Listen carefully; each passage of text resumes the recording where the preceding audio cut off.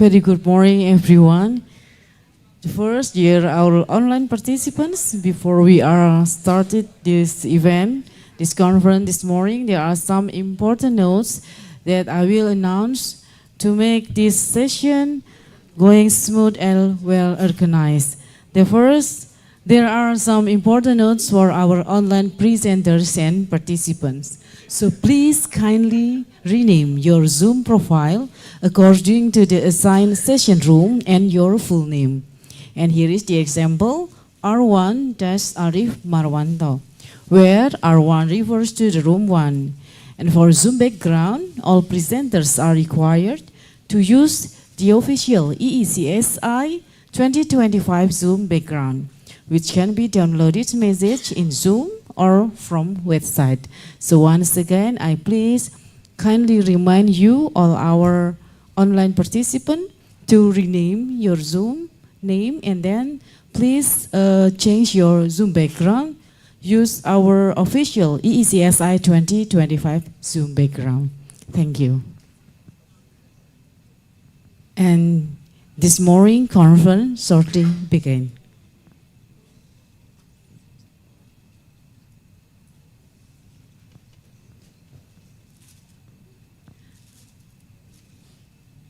Okay, there is the EECSI 2025 program schedule.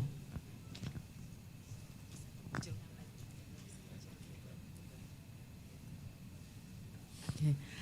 We will start for registration, and then we continue with opening ceremony, and then at 8:40 we are going to have the keynote speech.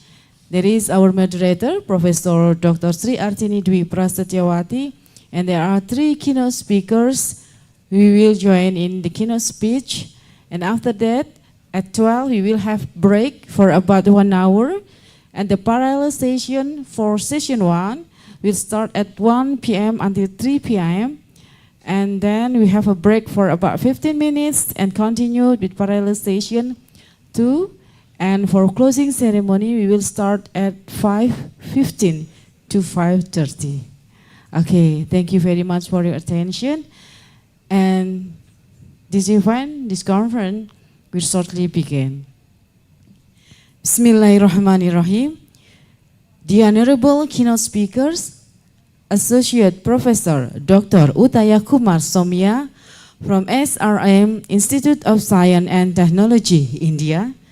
Associate Professor Dr. Non Mirzah A. Ayhad from University Technology Malaysia, Malaysia. And the last Professor Dr. Muhammad Hadin for Universitas Islam Sultan Agung, Semarang, Indonesia. The respectable Dean of Faculty of Industrial Technology, Universitas Islam Sultan Agung, Dr. Novi Marliana. Chair of IEEE Indonesia Section, Associate Professor Dr. Kurnianingsih. General Chair of EECSI 2025, Dr. Imam Muhibnu Subroto. And moderator, Professor Dr. Sri Artini Dwi Prasetyawati, distinguished guests, ladies and gentlemen, and also all participants who has joining us both on site and online. Assalamualaikum warahmatullahi wabarakatuh. Good morning and very warm welcome to the 12th International Conference on Electrical Engineering, Computer Science and Informatics, EECSI 2025, here in Semarang, Indonesia, on September 25th, 2025. It's my great honor to serve you as your Master of Ceremony for this special occasion. My name is Sinta Setiawati, and I will be guiding you throughout this lovely occasion. Ladies and gentlemen, the International Conference on Electrical Engineering, Computer Science and Informatics, EECSI, has now reached its 12 years since it was first held in 2014. And over the years, this conference has become a platform for scholars, researchers, and practitioners from around the world to share knowledge and collaborate on advancing science and technology. And this year, the 12th EECSI is held under the theme Towards a Smarter World, merging intelligent system with data science in electrical, electronics, computer, and informatics technology for humanity.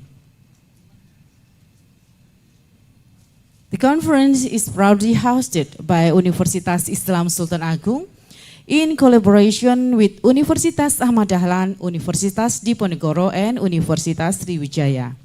And before we begin, we would like to kindly remain for our online participants for a few important points to ensure a smooth and focused session.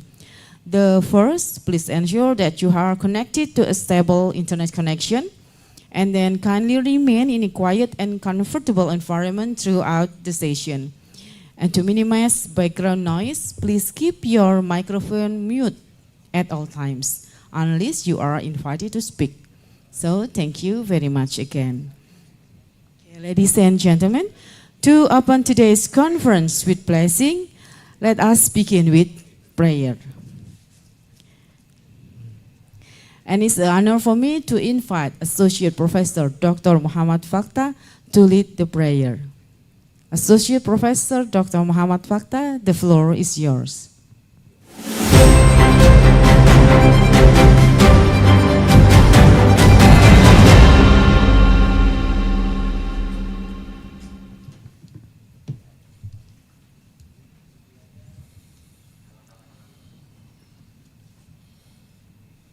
Bismillahirrahmanirrahim.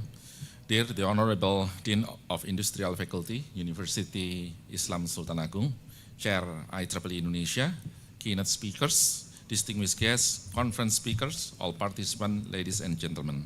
Assalamualaikum warahmatullahi wabarakatuh. Let us bow our head for a moment, pray to God Allah Subhanahu wa Ta'ala, so that our international conference, EECSI 2025, can be precious moment to all of us. I will pray based on Islam and other. Kindly pray according to your beliefs. Bismillahirrahmanirrahim. Alhamdulillahi Rabbil Alamin. Hamdan yuafi ni'mahu wa yukafi mazidahu. Ya Rabbana lakal hamdu kama yang bagi li jalali wajhikal sultanikal adim. Allahumma nas'aluka salamatan fid din, wa afiatan fil jasad, wa ziyadatan fil ilmi, wa barakatan fil rizki, wa taubatan qoblal maut, wa rahmatan indal maut, wa maghfiratan ba'dal maut. Allahumma ighfir lana wa liwalidina wa lil muslimina wal muslimat wal mu'minina wal mu'minat al ahya'i minhum wal amwat innaka qaribun samiyun mujibul da'wat ya qadiyal hajat. Ya Allah, today Thursday, September 25, 2025. In this beautiful place, we gather here to bring about an international conference, EECSI 2025. Ya Allah, make this conference to be useful to share ideas, knowledge, experience of scholars, researchers, practitioners, and students. May the conference today give benefit to our lives, broaden our knowledge, shine our ideas, let us to be successful, productive person. Ya Allah, guide, bless in our hearts and our mind to with the light of your guidance. Give us your supreme wisdom upon our activities. Help us to speak our mind clearly. Help us to respect and listen each other so that we become the blessed persons. Ya Allah, show us your right path and give us knowledge and strength to perform better. Ya Allah, fulfill our dua. Rabbana atina fid dunya hasanah wa fil akhirati hasanah wa qina adzabannar. Subhanaka rabbika rabbil izzati amma yasifun wa salamun alal mursalin walhamdulillahi rabbil alamin. Amin ya rabbal alamin. Wassalamualaikum warahmatullahi wabarakatuh. Thank you.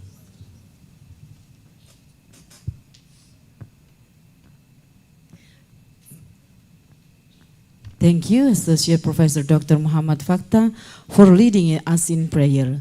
May it brings blessing and guidance to our conference today. Ladies and gentlemen, to honor our nation and our institution, we will now sing the Indonesian national anthem, Indonesia Raya, followed by the Unisula hymn. We kindly invite everyone to please stand up.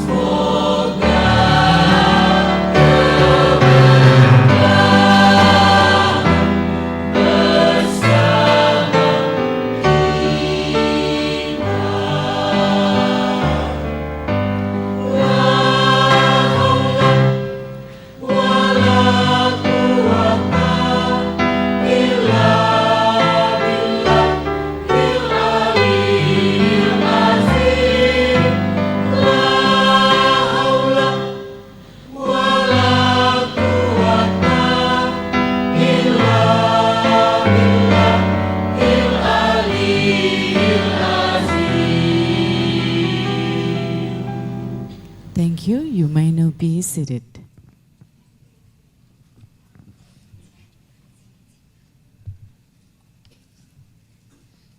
Ladies and gentlemen, now we would like to invite General Chairs of EECSI 2025, Dr. Imamuh Ibnu Subroto, to deliver welcoming speech.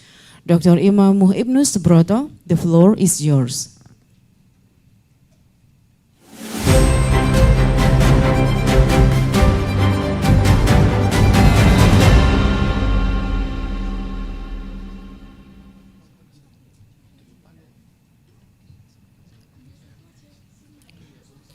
Assalamualaikum warahmatullahi wabarakatuh. Good morning, distinguished ladies and gentlemen.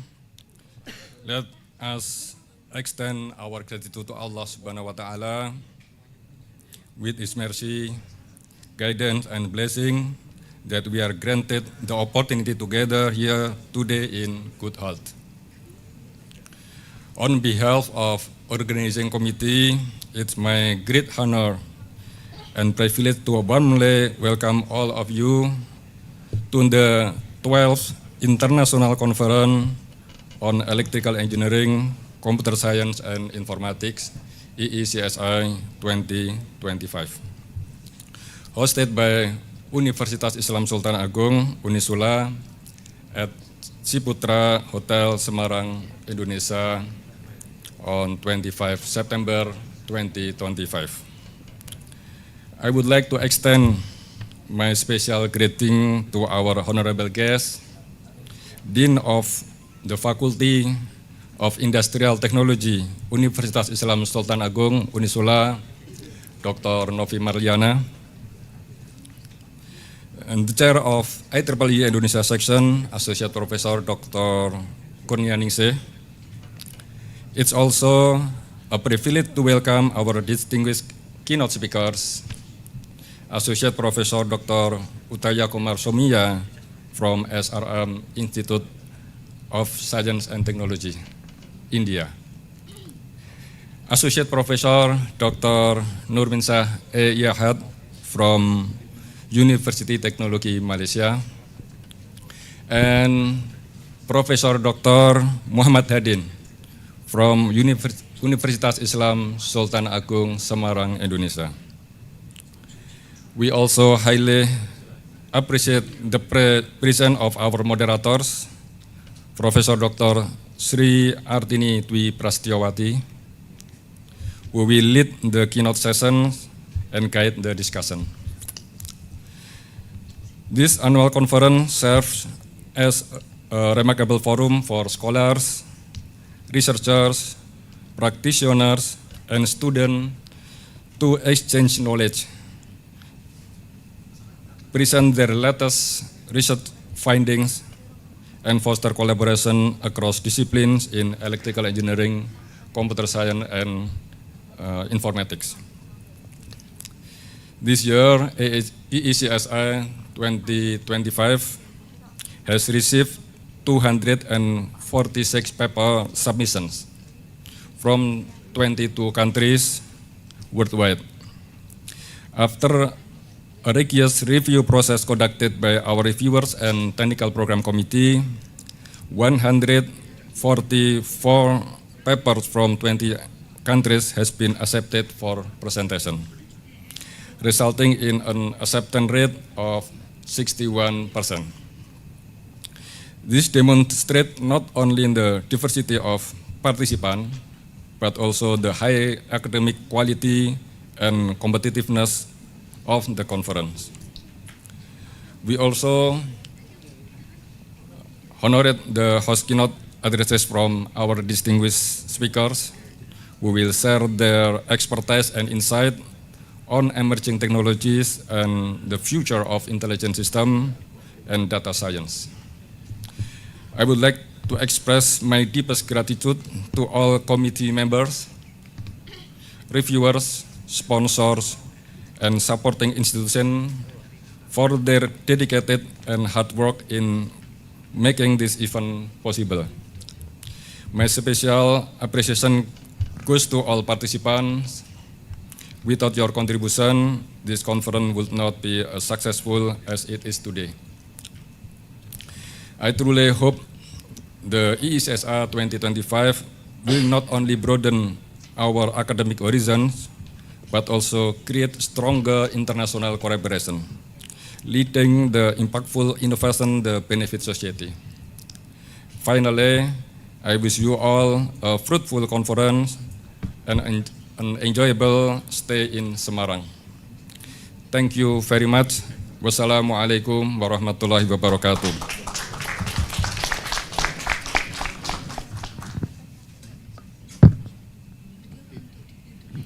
Thank you, Dr. Imam, for your warm welcoming speech. And ladies and gentlemen, Chair of IEEE Indonesia Section Associate Professor Dr. Kurnianingsih will join us virtually to give the speech. So please give your full attention to the screen as we connect with Associate Professor Dr. Kurnianingsih online. Please welcome Associate Professor Dr. Kurnianingsih.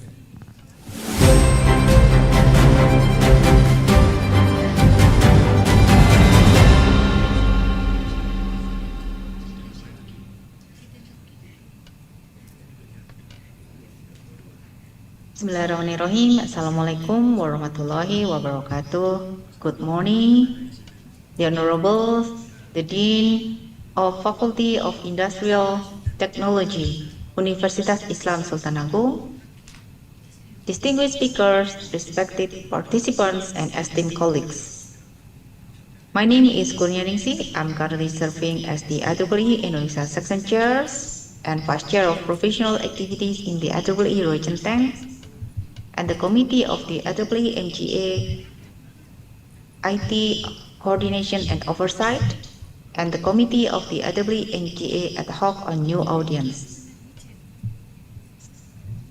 On behalf of the IEEE Indonesia Sections, it is my great pleasure to welcome all of you to the 2025 International Conference on Electrical Engineering, Computer Science, and Informatics, EECSI, which is hosted hybrid in Semarang today.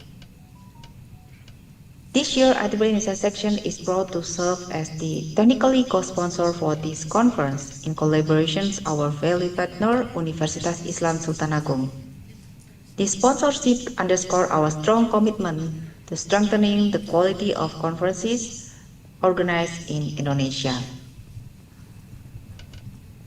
I would like to extend my heartfelt congratulations to the organizing committee under the leadership of the Dean of Faculty of Industrial Technology, Dr. Novi Marliana, and the General Chair, Dr. Imam Ibnu Subroto.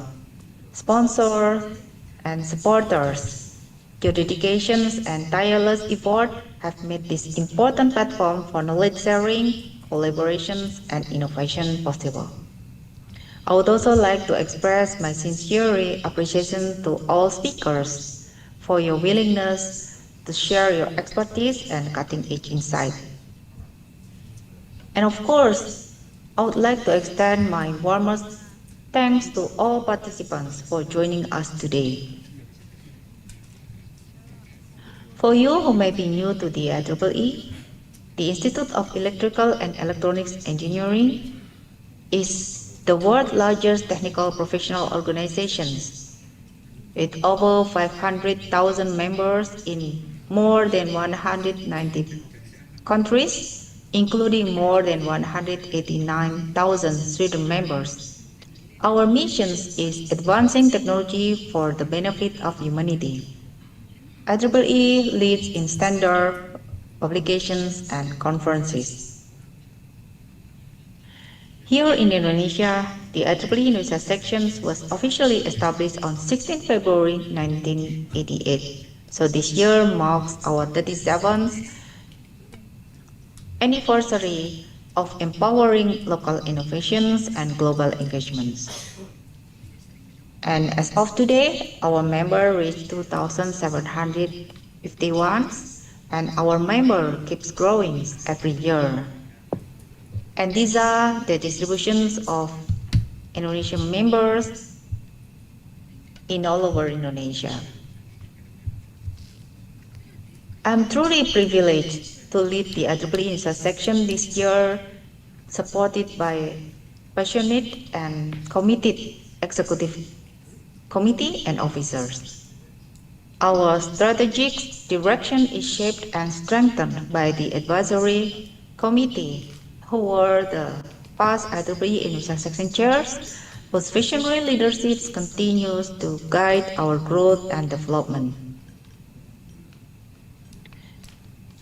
Currently, IEEE initial section has 16 chapters and 6 joint chapters, and we also have 43 active student branches and 7 student branch affinity groups and 8 student branch under chapters.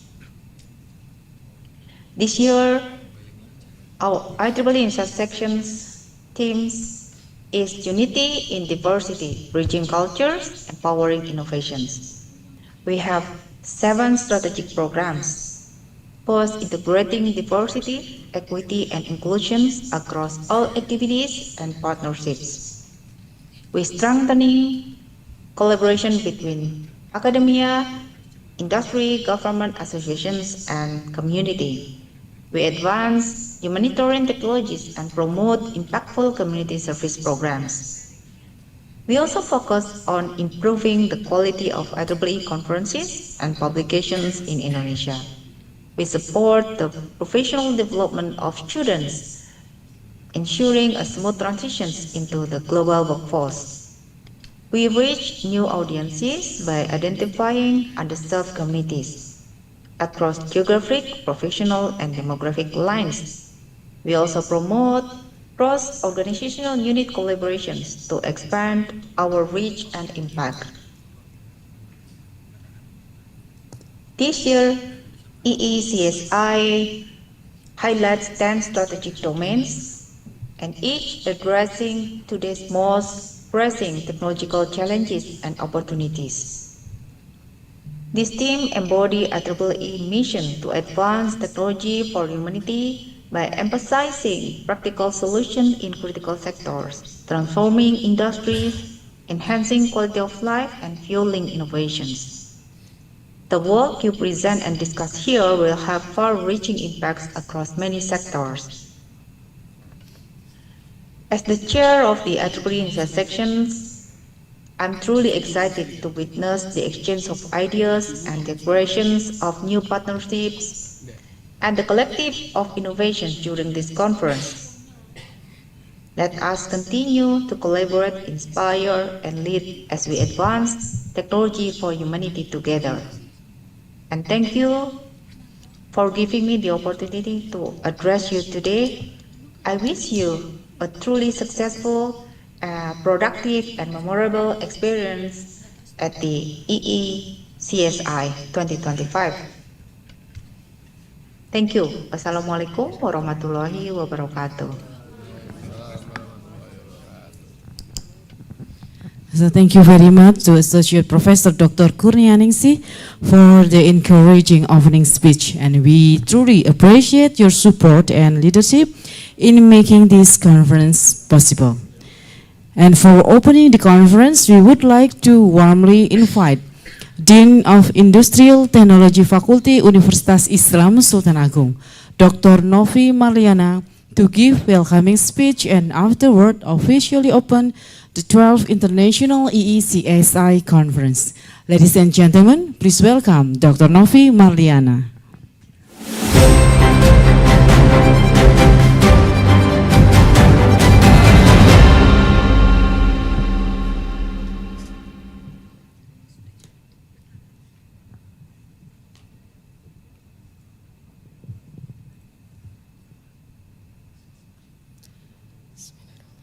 Assalamualaikum warahmatullahi wabarakatuh.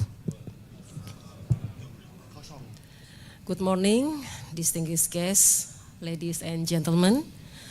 First and foremost, let us extend our gratitude to Allah Subhanahu wa Ta'ala for it's by His mercy and blessings that we are able to gather here today in good health for the 12th International Conference on Electrical Engineering, Computer Science and Informatics EECSI 2025, hosted by FTI Unisula at Hotel Ciputra Semarang, Indonesia on 25 and 26 September 2025. On behalf of Universitas Islam Sultan Agung, Unisula, and particularly the Faculty of Industrial Technology, it's my great pleasure to welcome you all to this prestigious international conference. Allow me to convey my highest appreciation to distinguished keynote speakers, Associate Professor Dr. Utaya Kumar Somia from SRM Institute of Science and Technology, India, Associate Professor Dr. Nurminsah Ayyahat from University Teknologi Malaysia, and Professor Muhammad Hadin from Universitas Islam Sultan Agung, Indonesia. The Chair of IEEE Indonesia Section, Dr. Kurnia Ningsi, the General Chair of EECSI 2025, Dr. Imam Muhammad Ibnu Subroto, the Moderator, Professor Dr. Sri Artini Dwi Prasetyowati, all participants and delegates from 21 countries who have contributed to the success of this conference.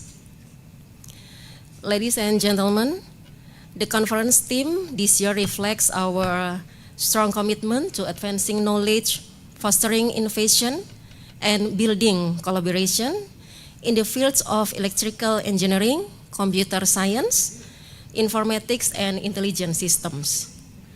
It's our hope that this conference will generate not only academic discussions, but also practical solutions that will positively contribute to the development of science, technology, and society at large.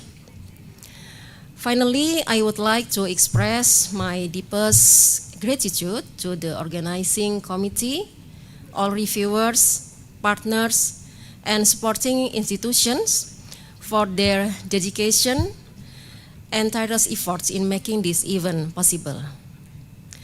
With the blessing of Allah Subhanahu wa Ta'ala and with the great joy, I hereby declare the 12th International Conference on Electrical Engineering, Computer Science, and Informatics EECSI 2025 officially open. Thank you very much. Wassalamualaikum warahmatullahi wabarakatuh.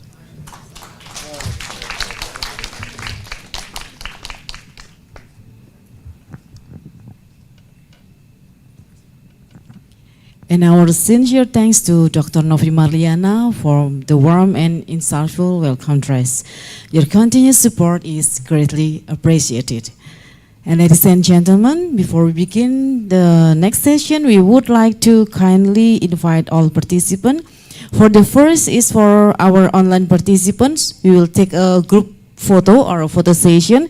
So please kindly turn on your cameras and give us your best smile. Okay?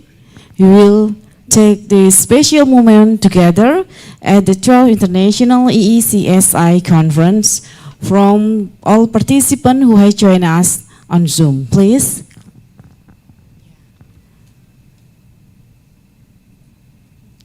Okay.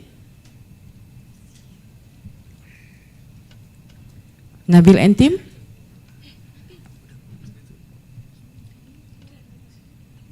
Yes. So already take the picture. Okay, thank you.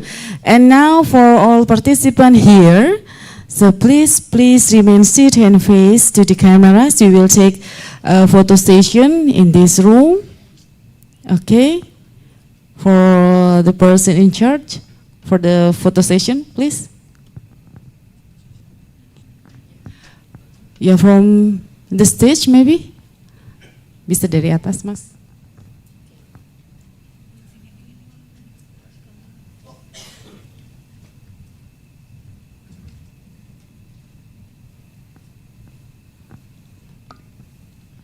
We will take for a different angle maybe.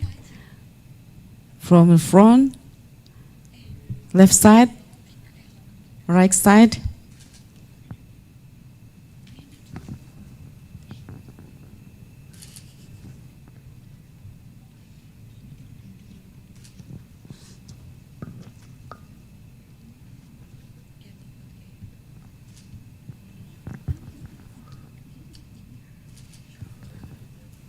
Okay, so we have this special moment together at the 12th International EECSI Conference Capture.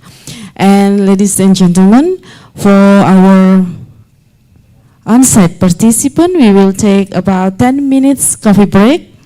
Then please enjoy the refreshment provided in the backside of this hall.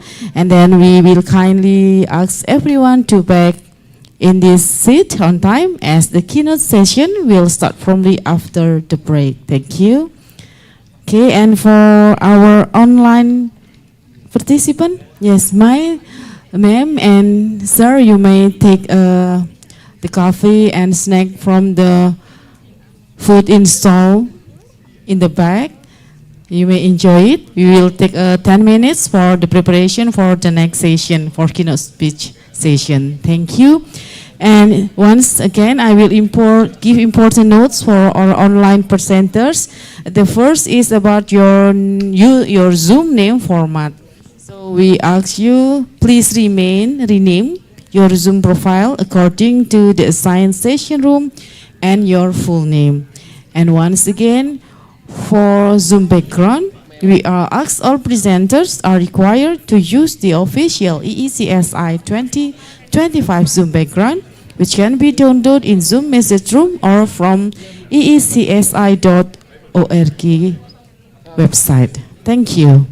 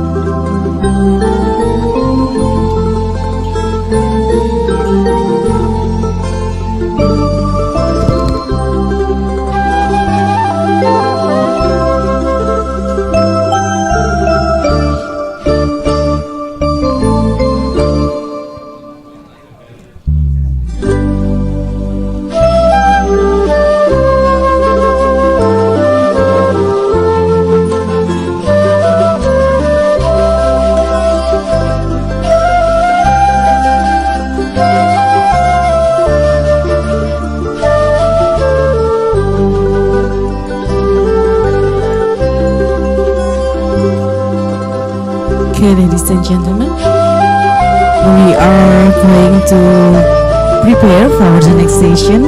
So I kindly ask everyone to please return to your seat as the keynote session will be start.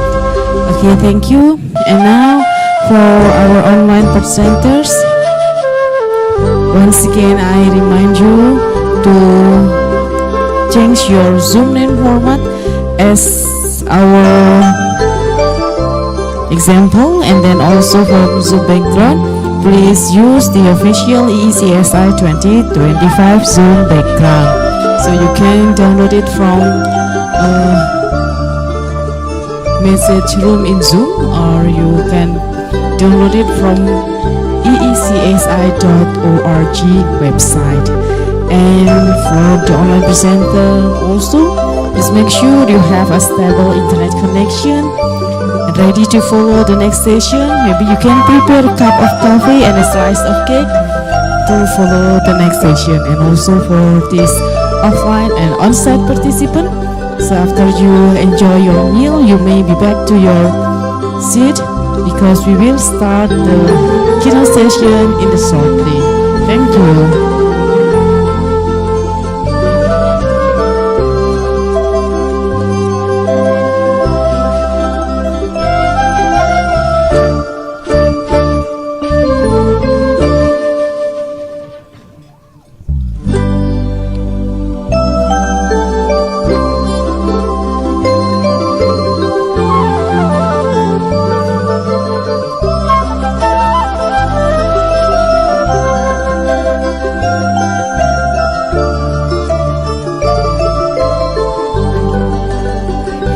Once again, I kindly ask everyone to please return to your seats as the next session will be starting. Okay, so all the participants who attend here in this hall, we kindly ask everyone to return to the seat.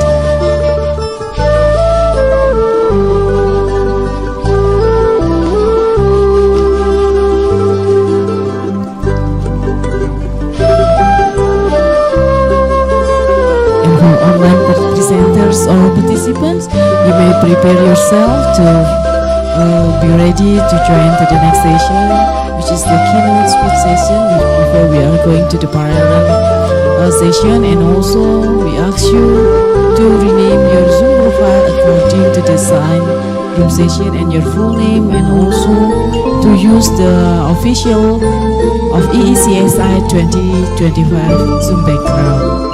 Okay, also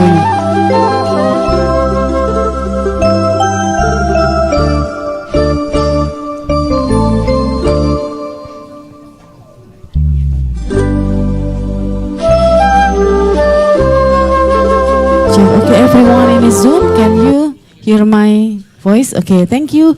So once again, I kindly ask everyone to please return to your seat as the next session will be starting shortly. And also for participants who join online, please be ready to follow the next session, and maybe you can prepare with you a cup of coffee or a slice of cake to accompany during the next session.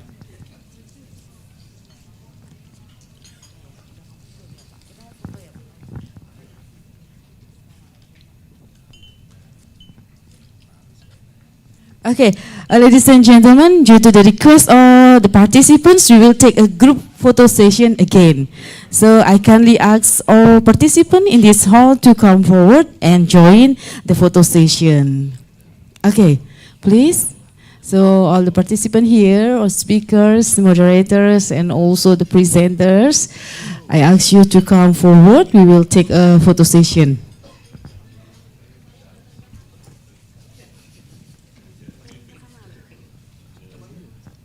Yes, please, for photographer or the person in charge, maybe you can help to arrange. Some of presenters, you can come on the stage.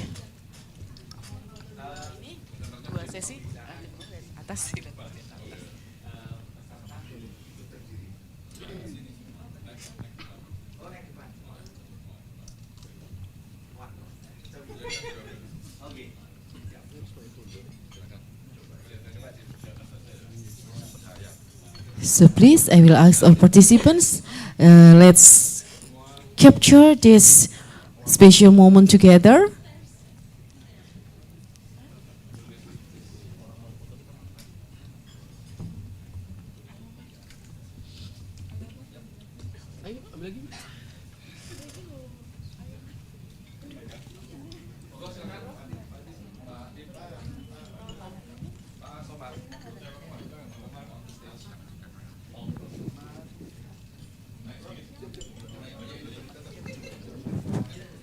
Okay, once again, I ask all presenters here or participants here to join the group photo session. Yeah, together with the background of EECSI 2025, the 12th International Conference on Electrical Engineering, Computer Science and Informatics, here in Hotel Ciputra, Semarang, Indonesia, September 25th, 2025.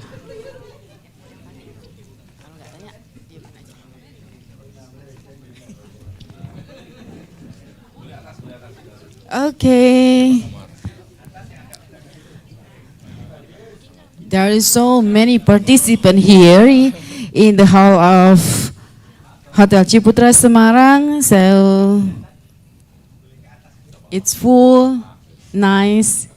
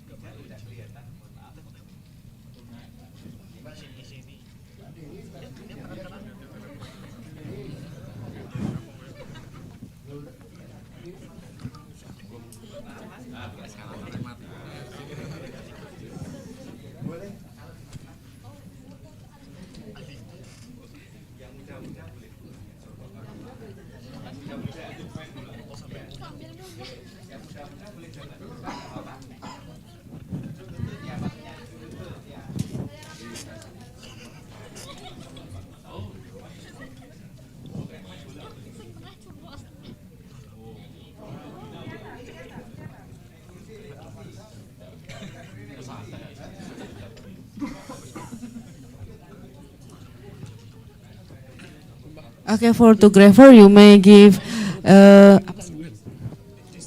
instruction. So all participants here can give the best smile.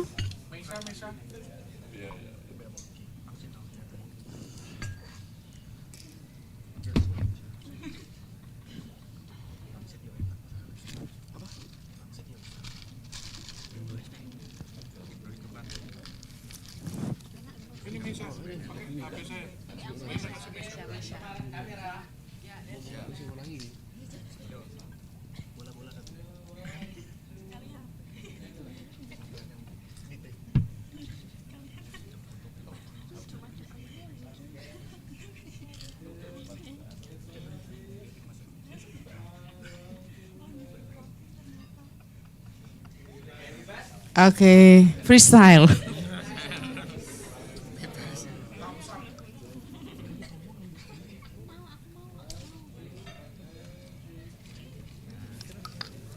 Okay, thank you, ladies and gentlemen. Thank you for your kind cooperation. And now you may return to your seat because we are going to start to the next session. Here the main session of this conference today.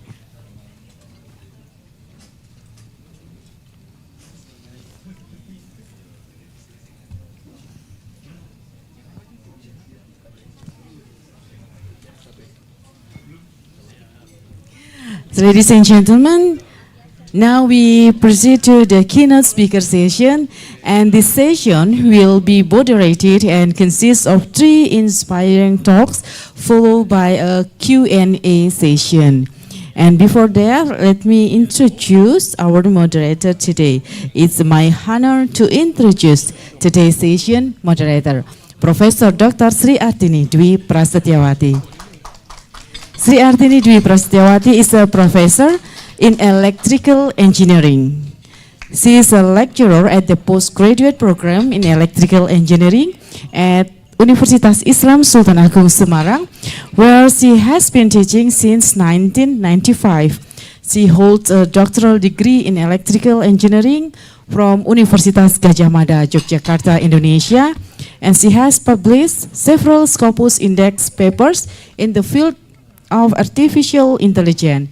She has also been awarded various research grants at university and national level. And now she is the head of postgraduate program in electrical engineering at Universitas Islam Sultan Agung, Semarang, Indonesia. We are pleased to have her guide us throughout this session. Please welcome Professor Dr. Sri Artini Dwi Prasetyawati.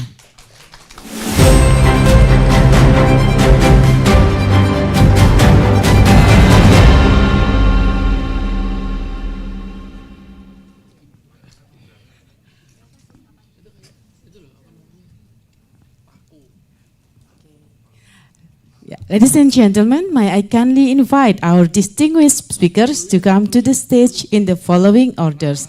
The first, Associate Professor Dr. Utaya Kumar Somya from SRM Institute of Science and Technology, India. And then next, Professor Dr. Nurmin Shah A. Ayhat from University Technology, Malaysia. And finally, Professor Dr. Muhammad Hadin from Universitas Islam Sultan Agung, Indonesia. So please give them a warm round of applause as they way to the stage.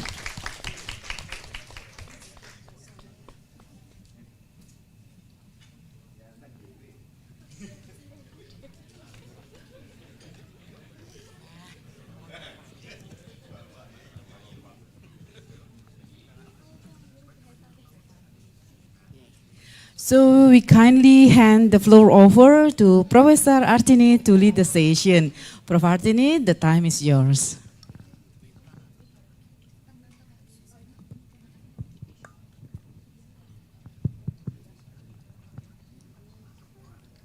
Okay, thank you, Miss Indah.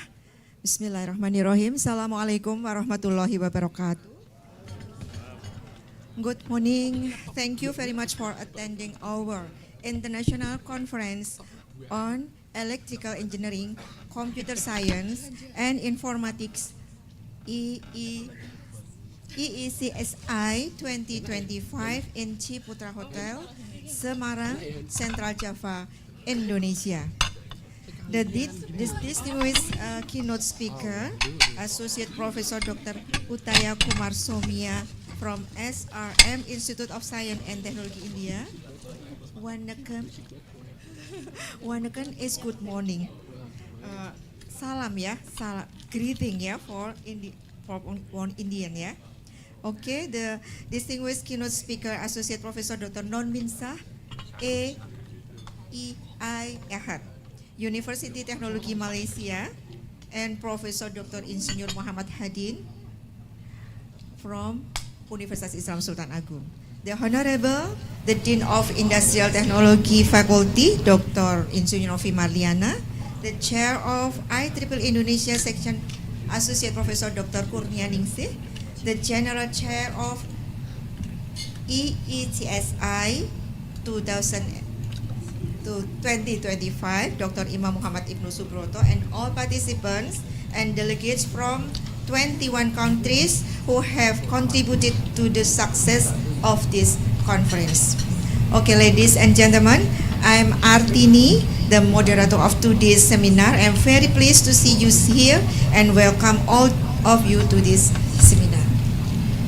Today's seminar is about toward a smarter world, merging intelligent system with data science in electrical, electronic computer, and informatic technology for humanity. Okay, the keynote speaker presentation will be divided into several sections. I will explain the biography of the first, second, and then third speaker, and then followed by the presentation of the first, second, and third speaker. And then the question and answer section will take place after the three speakers have finished their presentation. Time for each speaker is at about 30 minutes. I think it is enough, yeah? Okay, I will introduce first the first keynote speaker. Associate Professor Dr. Uttaya Kumar Somia. She is a renewed expert on grid integration of renewable sources,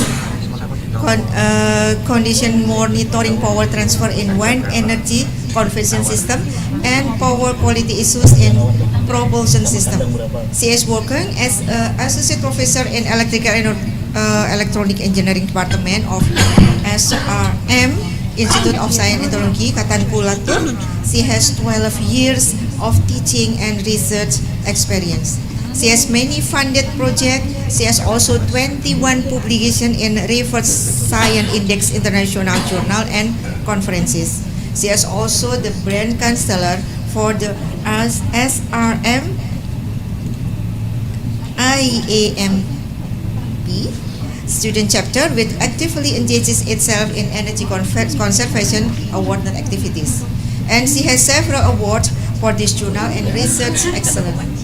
Now it is time to hear our first speaker, Associate Professor Dr. Uttaya Kumar Somia, with the title Condition Monitoring for Detection and Remaining Useful Life Estimation of Bio-Oil Field Transformer through DGA, Dissolved Gas Analysis. Associate Professor Dr. Uttaya Kumar Somia, the time is yours.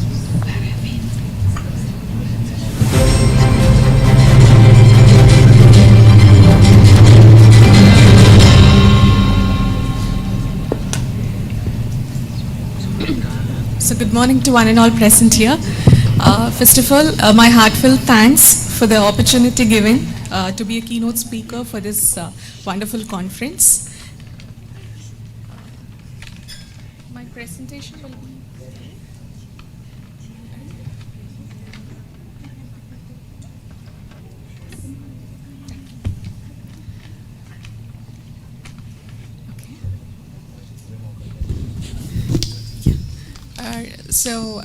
This conference is being an interdisciplinary which holds electrical, the core engineering, along with the informatics.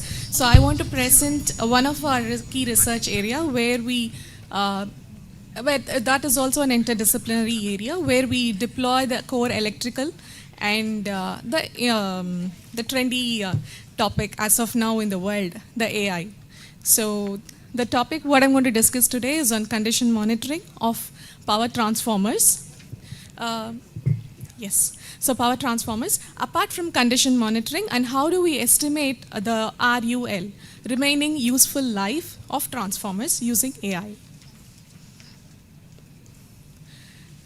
Transformers is like a vital equipment in all our power transmission lines, and without which we cannot export power, maybe from the power plant, from the generation unit to the distribution unit. So the condition monitoring becomes very, very essential for such an equipment. And when it comes to the transformers, we have two categories. Either it could be a dry type or it could be a wet type. And here we concentrate on wet type transformers. And in wet type transformers, we all know that we have the transformer's core being immersed in oil. And that oil is mainly on mineral oil. It's petroleum based. And owing to the depletion of fossil fuels, we all wanted to move towards sustainability. We wanted to replace the the mineral oils with some sustainable solutions. So with that keynote, there have been a great evolution to drive towards sustainability. So with that note, this research is also towards sustainability, and we wanted to replace mineral oil with some sustainable solutions. And here is our how we propose the alternative dielectric. The oil in which we immerse the core is the liquid dielectric, and how we can propose an alternate dielectric for that particular mineral oil. So we take the first generation, second generation, and the third generation oils. The first generation oil is what we produce out of the edible feedstocks. For example, if it's your plant seeds, maybe it could be a canola seed or sunflower seed, or maybe from rice stalk.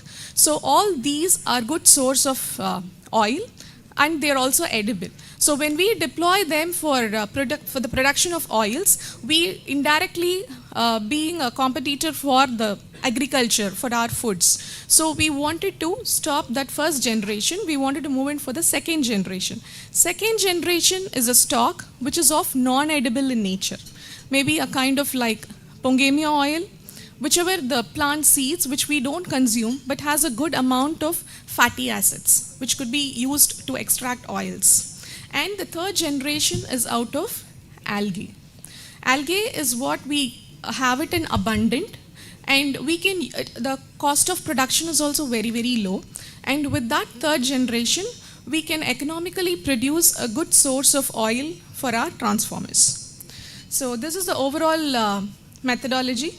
We produce the oils, we age them using a multiphysics chamber, and then we use DGA, which is dissolved gas analysis, which gives us the gas composition of oils. And with that, we go in to deploy AI techniques to understand if there is any fault with the transformers and how we could predict it, and also how we could diagnose the RUL. If any fault has happened, what could be the remaining useful life of that transformers? So, discarding the first generation, let me put forth with the second generation. So in our research, we have taken the pongemia seeds. The biological name is Pongemia pinnata. So we have taken pongemia seeds. We have done the chemical processing. So we collect these seeds. In our institution, we have abundant amount of this tree from which we take the seeds. And these seeds are given to an expeller. And the oil is first extracted, the raw crude oil that is first extracted. And that crude oil is being put into chemical processing, where we first remove the gums, the oily nature, the fatty acids. We remove the fatty acids out of the oil, and then we do esterification, then the trans-esterification, and we combine with methyl alcohol, methanol, which makes it phenomenon to act in similar to the mineral oils. And after the chemical processing is what we get the bio-oil. And this bio-oil is the one which we prepared in our lab. And when we use these bio-oils for the transformers, being plant-based, the moisture content is more when compared to the naphthalene-based. So what we do is, we introduce nanoparticles into these oils. Why? Because to reduce the oxidation properties of these plant-based oils. So we introduce nanoparticles, and with nanoparticles also we have one disadvantage, because over to the aging it gets dissolved. So to avoid the dissolving of that nanoparticles, we encapsulate them into some metallic capsules and we deploy them into the transformers so that they don't get dispersed. That's about the production of 2G. Then with the 3G, we took algae. We took 2 species. We tested the species in NRMC, which is a national repository. It's a recognized Indian repository for marine and freshwater algae species. So from there, we collected the algae, which is a good producer of oil. And that particular algae we cultivated in the lab. Say, for example, we will just take some few grams of algae and we will cultivate it to many kilograms. So that byproduct is what which will yield us the oil. And the process is what I have portrayed over here. Yes. So this two species what we have taken is chlorella and the Senedesmis. So these two species is what we have taken, and after the chemical processing, we lead them into a big pond, which can literally hold about 50 kgs. So we will cultivate them in the pond, and we will take the entire biomass and we will convert it into oil. Yes. So as of now, we have seen the production of oils. So to replace the mineral oil, now we have got the 2G and the 3G oils. So how does these oils can be deployed into the application for the liquid insulation of transformers? So we can pour them as similar to the mineral oil. Will the pointer work? Yes, can be. This one?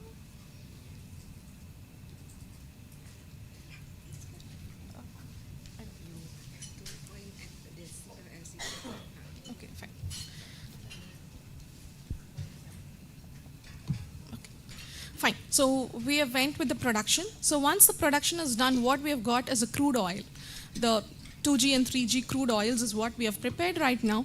And before letting it into the application, before pouring it into the transformer, we will make an analysis, we will make a study of the properties of the oil so that it matches exactly with the existing mineral oils. So we'll be testing it for the physical, chemical, and electrical properties. And once it becomes so matched to the mineral oils as per IEEE and IEECSI standards, and then is what we will age these samples. Whatever we have prepared right now is all the fresh samples.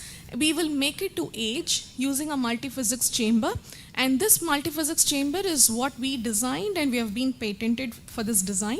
And this aged oil and the fresh sample, we will let it out for a DGA, which is dissolved gas analysis, which will give us the gas composition of the oils. And that becomes the source of data for deploying AI to make the prediction, the fault prediction and RUL estimation. Yes. So to age, so once we get the crude oil, to age that oil, we use this particular chamber, and this chamber is designed in-house in our institution. Generally in the market, what we have is either electrical aging or thermal aging or a vibration-based aging. This chamber is what we designed, which includes all the multiphysics, all electrical, thermal, and the vibration together. And along with that, we have introduced the moisture and oxygen content also to enter into the chamber. Why? Because to understand better, I'll give you a practical example. In our home, when our mothers cook, or we would have seen, the fresh oil what we get from the market, when we cook, it's all fine. So over the period, say a period of 1 week or 2 weeks, when we cook the same oil, we get more amount of smoke out of that oil, and the oil is being aged. The color of that oil changes, say from a very light color to a bit yellowish and then a darker color. The same thing happens inside the transformer also. So once you deploy a very new, brand new transformer, the oil is all new, but over the ages, say about 30 to 50 years, the oil is being aged. So only when the oil is being aged, it has more amount of hydrocarbons composed in it, and that is what leading to the fault of your transformers. So this is the chamber wherein we'll deploy the electrical, thermal, and the vibration, and we will age the oils. We will say we will age it equivalent as 5 hours, equivalent to 5 years. So like this, we'll age the oil for about 90 to 100 years, and we'll collect the data. Then we will put all the samples, fresh samples and the aged samples. We will analyze for its physical, chemical, and the electrical properties with all these tests. And I've shown you the aged and the fresh samples for how many number of hours it has been aged. And these are the equipments which we used for testing the analysis. And we always compare the results, whatever we get, with the IEEE and the IEECSI standards. And once we get the analysis, once we find all our samples to be very best fit to alternate the mineral oils, we deploy it to DGA through DGA, we understand what is the gas composition of the fresh sample and the aged samples, and that becomes the raw data for the AI deployment. And the dissolved gases mainly inside this oil will be the methane, as I mentioned, it's hydrogen, methane, ethane, ethylene, carbon monoxide, carbon dioxide, and acetylene. So these are the key component of gases that will be present inside the oil. So just to give an overview, on the right hand side is where I have just given a table which describes what are the possible faults that can happen in a transformer. And on the left hand side is the ppm levels, the gas levels for each of the gas composition. And on the right hand side bottom, it is like it gives you the it gives you like how much amount of fault, the rate of fault you can classify based on that. And these standards all have been proposed by the IEEE and IEC. So when it comes to AI deployment to understand the condition of transformers, it is not the one which we introduce right now. It has been, say, since from 1900, people are doing it in a very analytical and a very conventional way. So in recent years is where we deploy the intelligent techniques to understand the fault. And this is the overall methodology of this entire work. So we have prepared the oils, we deployed for DG analysis, we taken the data, and once the raw data has been taken, first we compute the gas concentrations. And then we go in for finding Rogers ratio, which is one ratio method, which is a base for identifying the gas concentrations. So once we deploy all these computations, we get a lump sum amount of data, which is very essential for the AI deployment.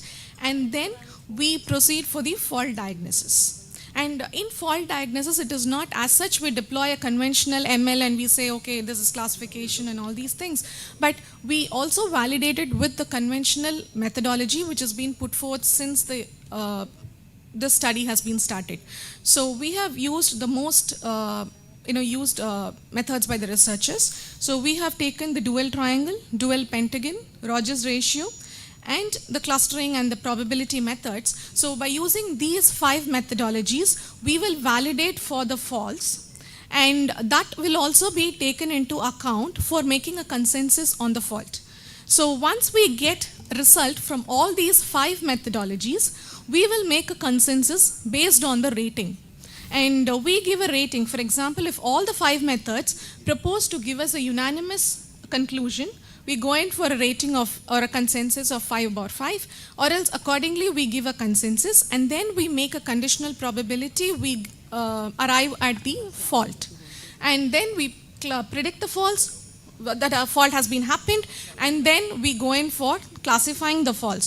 Once we come to know that the fault has been happened, we go on to find the remaining useful life of that particular equipment, the transformer, and we have used exponential degradation model to calculate the RUL of the transformer. And this is just a data spread, whatever we got. We have collected nearly 5,000 samples for this deployment. And the data preparations.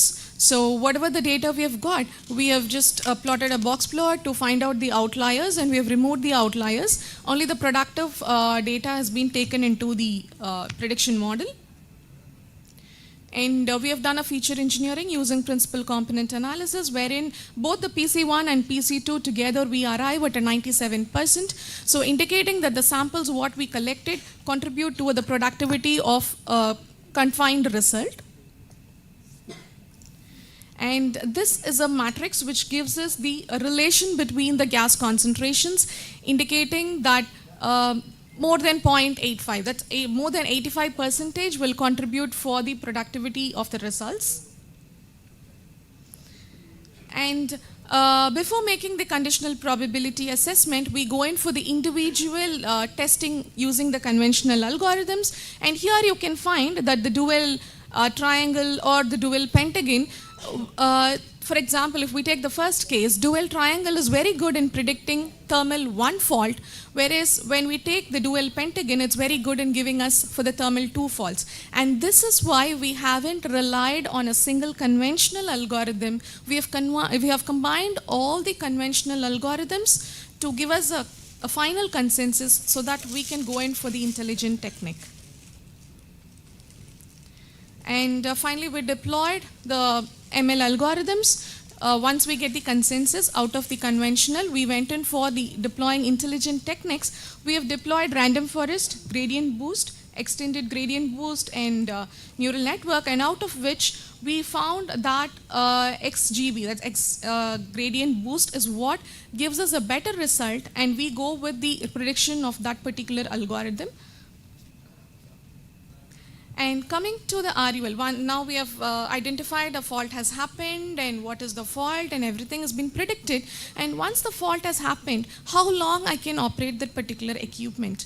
That's what indicates the remaining useful life of that equipment. So to estimate RUL, we have taken an exponential degradation model. And by using that model, we have classified, for example, if we take the left side, it indicates, for example, let me take the first orange color. If that particular fault, PD, is partial discharge fault, if that fault has happened, then your particular system is good enough to work for another 3 years. So within the 3 years, a maintenance person has to go in, replace your particular equipment or service your particular equipment so that it continues its lifelong, the longevity, it has to be increased. Similarly, when it goes for the thermal 3, 2, and 1, it's indicated by yellow, green, and red color. So that indicates the years. For example, again, if I say it is T1, the thermal fault, if it has been declared that the thermal 1 fault has happened, within 5 years, the maintenance person has to go and service that particular equipment so as the system doesn't get shut down.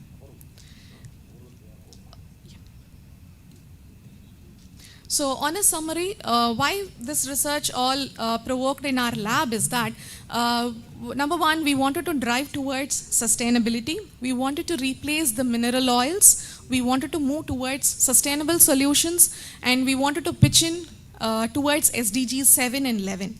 So that's where we started. We actually started with 2G oils since the source was available with our institution, and we deployed initially this oil for automobiles. And later on, we went on to replace this oil for the transformers.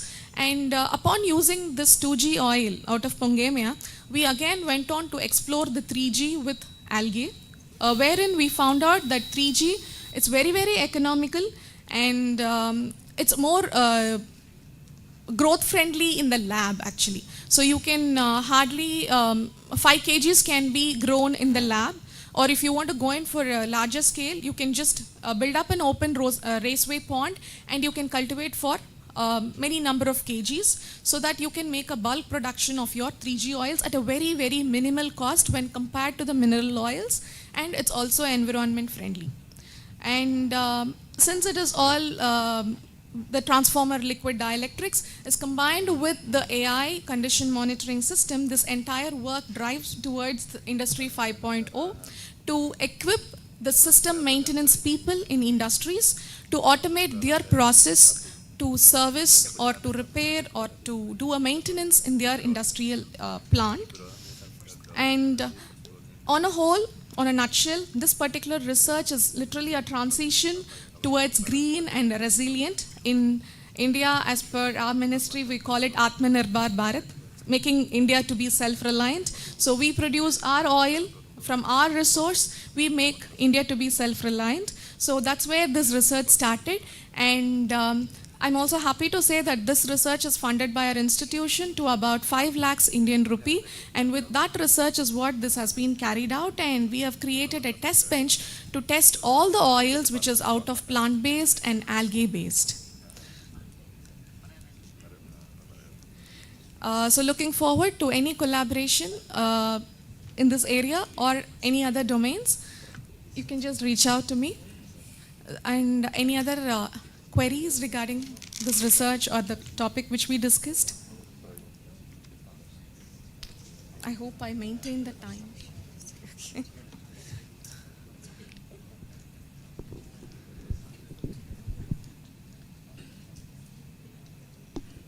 Okay.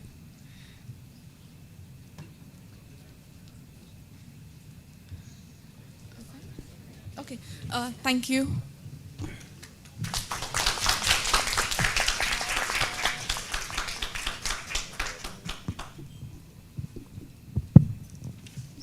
Thank you, Associate Professor Dr. Somya.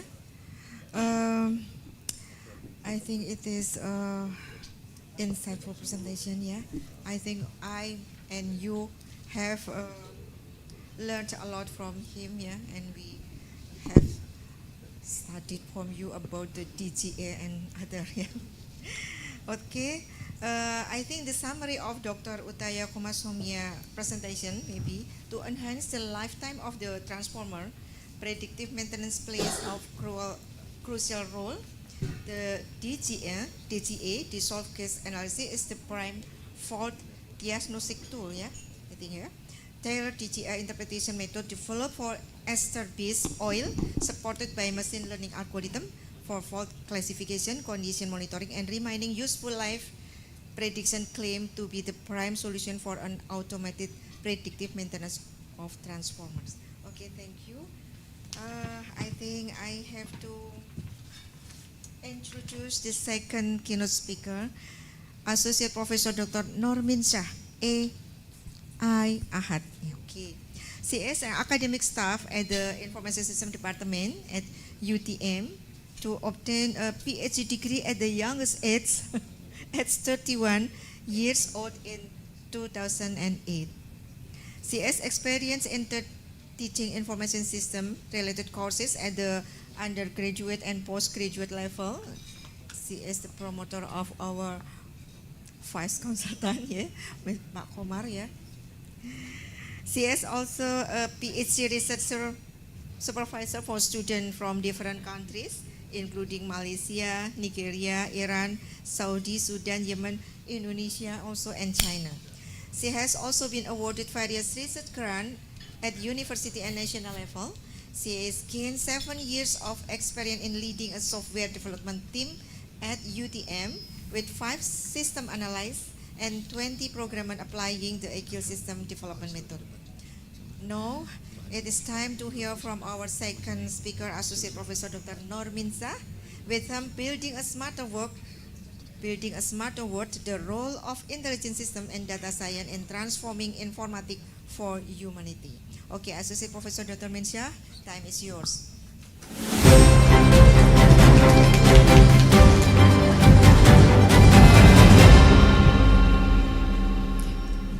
Bismillahirrahmanirrahim. Assalamualaikum warahmatullahi wabarakatuh. And a very good morning, everyone. I hope everyone's doing good. I think some of you are busy doing maybe your presentation slides. That's understandable. I'm here today thanks to the General Chair, Dr. Imam, for inviting me as the keynote speaker. Thank you, and I think it's a very an honor to be here, especially to meet our UTM alumni. For example, Dr. Tole, Prof. Tole, and Dr. Durais, and so on. Thank you very much. So my title, the title that I would like to share today is Building a Smarter World, the Role of Intelligent Systems and Data Science in Transforming Informatics for Humanity. It's such a long title, but I highlighted 2 things here: smarter world and for humanity. For your information, I hope I'm not in the wrong place. I hope I present something that maybe is outside from your expectation. The reason I'm saying this is because I feel like a sandwich today. Sandwich feeling.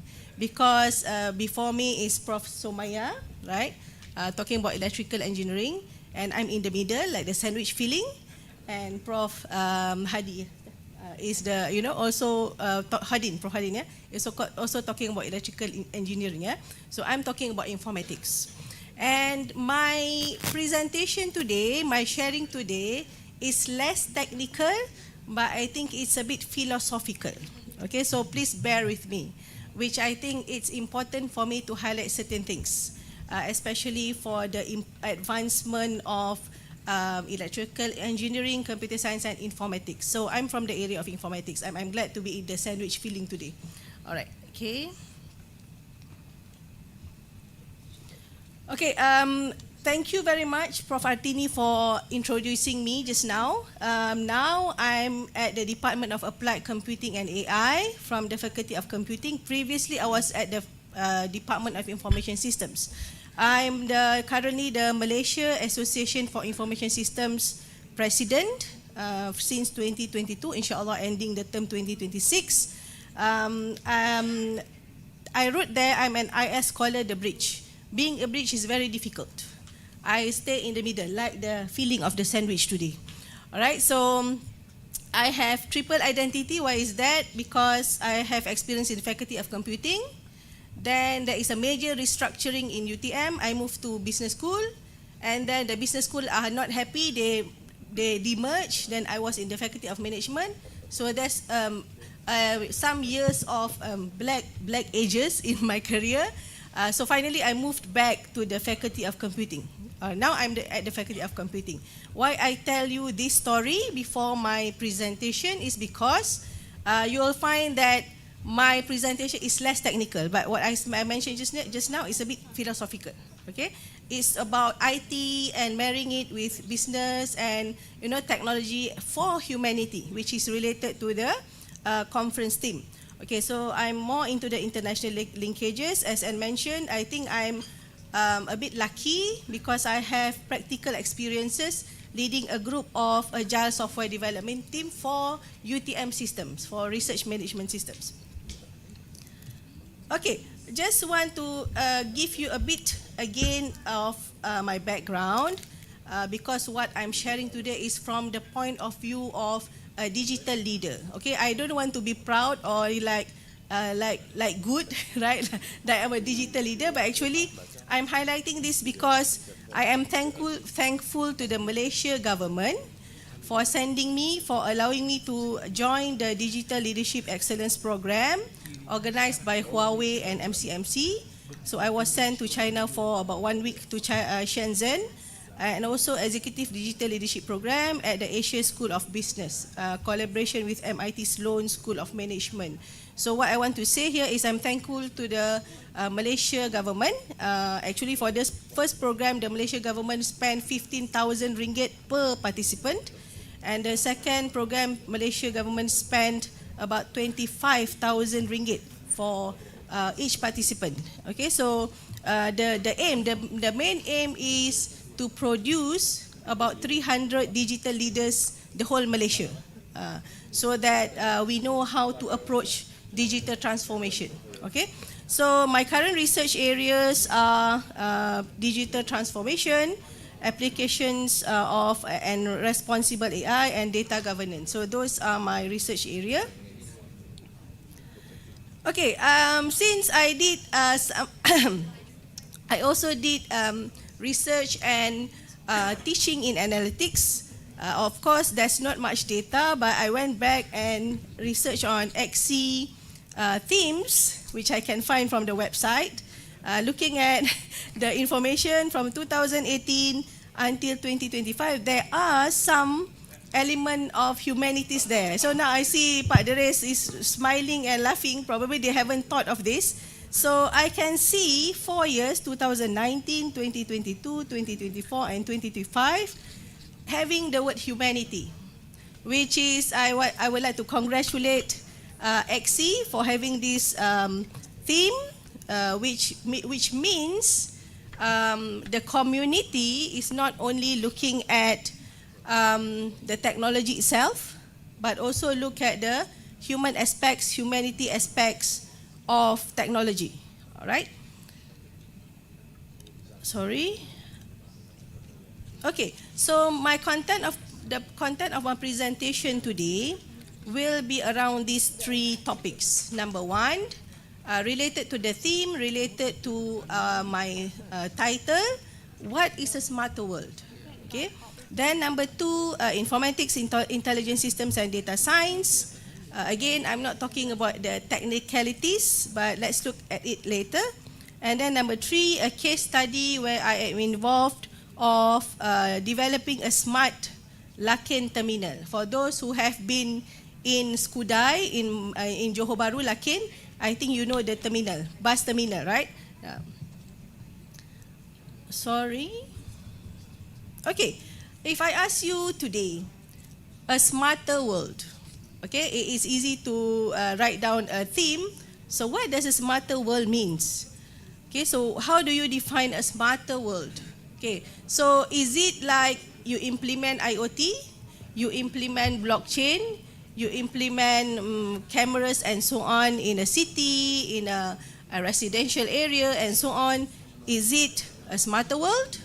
Is it a smarter community? Is it about better technology? Is it about better lives, right? Is it about better connections?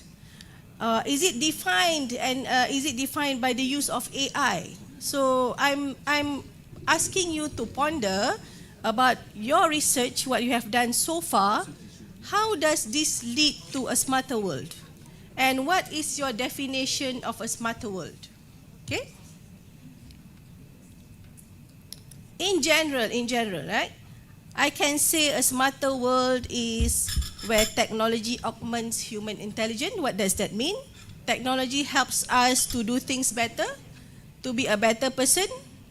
As Muslims, for example, we always talk about using tools, using applications and so on for efficiency and productivity.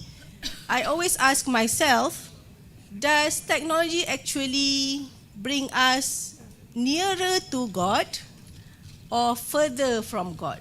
So a world where technology augments human intelligence, of course, is not only about nearness to God, but how we do things better by having these emergent technologies, right? And a smarter world is based on a data-driven decisions to improve lives and communities. So we talk a lot about data, big data, but how does these decisions improve lives and communities? And we mentioned, we talked about intelligent systems, connected systems that learn, adapt, and collaborate, okay? And a smarter world is grounded in ethics, inclusivity, and sustainability. So a smarter world concept is a very large concept, a holistic point of view, right? So it includes a few things, a few important things, like what I have in the slides. Okay, of course, why smarter world? As I mentioned just now, we talk a lot about big data, emergent technologies, IoT, cloud computing, and so on. So it's beyond automation. We don't want only to automate things, but we want to augment an intelligence, to make it intelligent for us. From information to insights, it's related to the data-driven decisions just now, and human-centric focus, solving real problems. Okay, I have a reason why I presented this. Let's look at the next slide. Okay, since I'm an information systems scholar, a researcher, right? So our background is based on three things. We focus on technology, people, and processes. So these are the three core things. So when we look at something, talking about smarter world, we will look at the social technical theory, social technical perspective, right? So systems are a combination of social. We can see a systems as a combination of people, culture, values, and technical. So tools, processes, infrastructure, elements, all right? So I mentioned just now I'm a bridging person. I bridge between the technical part and the soft part, all right? So being a bridge is difficult actually, because sometimes nobody know who am I, because I'm just a bridge. People know this end, but sometimes I'm in a blurry state. But what I want to say here is, again, I would like to ask you to ponder. Most of us, the electrical engineering computing, looked more into the technical side, right? But if you are looking into developing research and so on for humanity, did we forget about the systems, about the social part? This is what I think I would like to share today for us to ponder. All right, so a smarter world is a balance between technology. Nowadays, you can thought AI, data science, intelligent systems, and also human and social factors. All right, ethics, inclusivity, culture, and collaboration.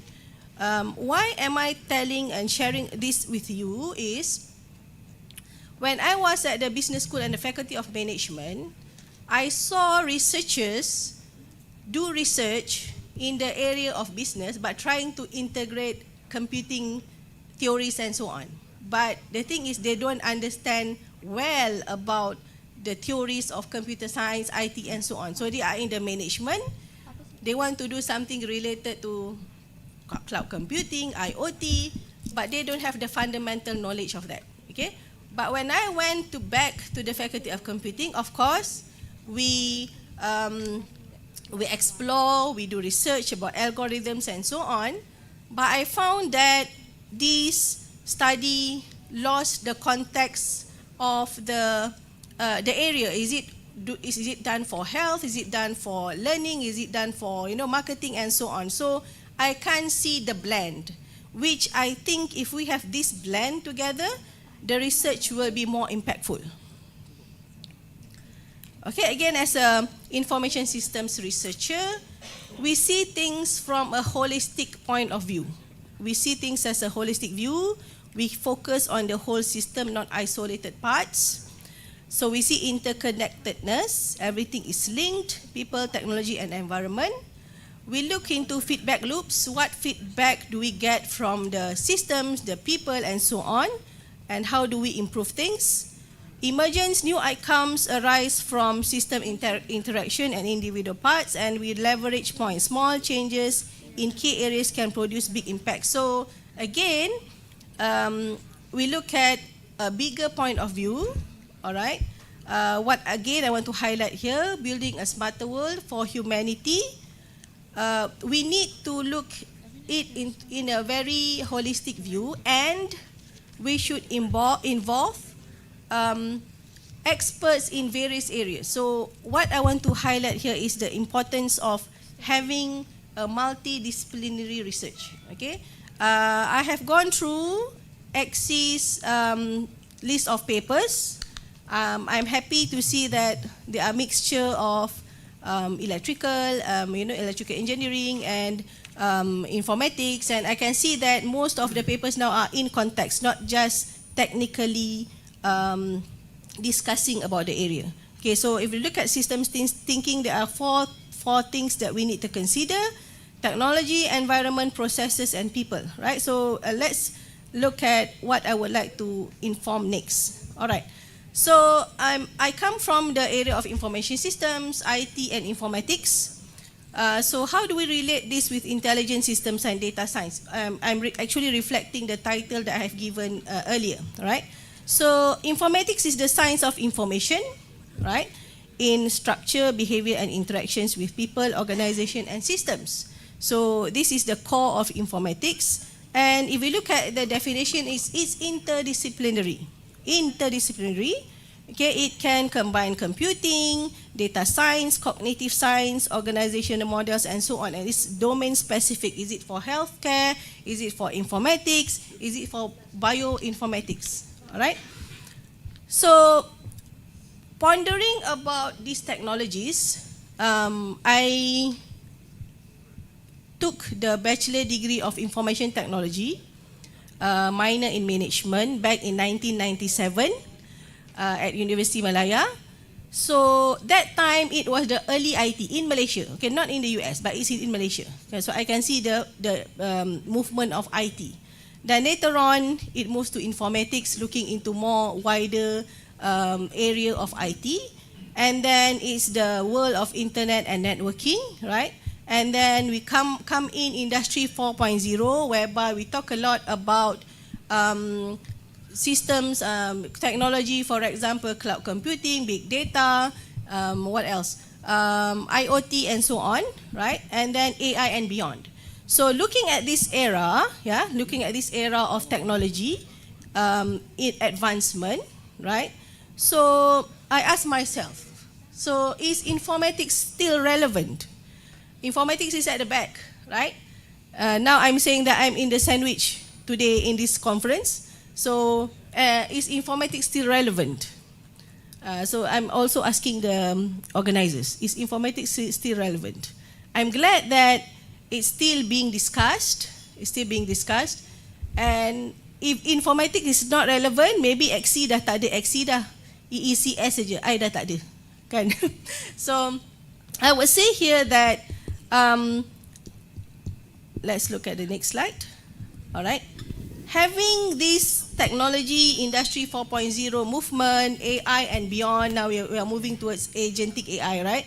So having this technology actually, macam mana nak tunjuk? Oh, sini tak apa. Having this technology, actually it's a way of a call for looking back at informatics. How can we improve the data structure? How can we improve the data that we collect and so on, so that it can be more beneficial towards humanity? All right. So why informatics is still relevant in the AI era? You know, when I look at this, when I prepare these slides, I was like asking myself, am I telling people that my field is still relevant? So, but whatever it is, again, when we talk about technology, in the end, at the end of the day, the entity that will be using our system are human beings, right? So that's why we need to look at the point of informatics, whereby informatics is the foundation for AI and data science. Without informatics, without information systems, AI and data science can't work, okay? And at the same time, AI and data science help to improve what is being collected, what is being extracted, or what is being predicted, so that to improve informatics, right? So it's still relevant because it interfaces human and technology, all right? And it focuses and it helps us look at domain-specific applications. And when we talk about informatics, ethics, inclusivity, and governance is something that need to be looked, okay, not to be missed, and also the glue of emerging technologies. So again, as I mentioned about the bridge, so informatics is actually the field that glues everything else, okay? I'm not saying that we are the best, no, but it is a glue, all right? So going back to the emerging technologies, intelligent systems, right? We have a lot of very advanced technologies. Too advanced sometimes, right? And we want to install in many places. We think, oh, this is something good, I want to implement it. This is something, but not only like how advanced our technologies can become, okay, but the core thing that we have to ask back, okay? We are normally very into our research, engrossed with our research, excited with our research, which is good, right? But we should ask back, but how can they be aligned to serve humanity? We normally do things from the point of view of ourselves. We want to solve this. This is what we have done. We hope we solve the problem, right?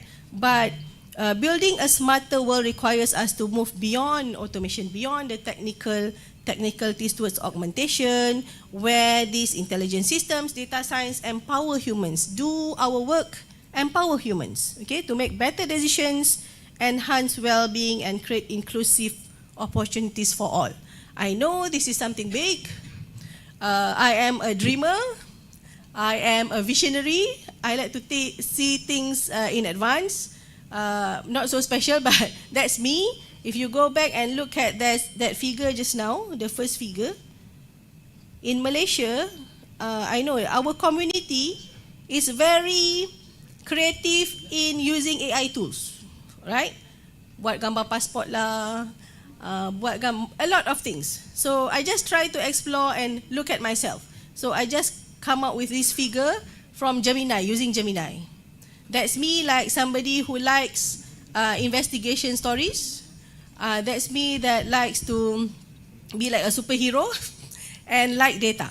All right. So what I'm saying is that, going back to my slide just now. Okay.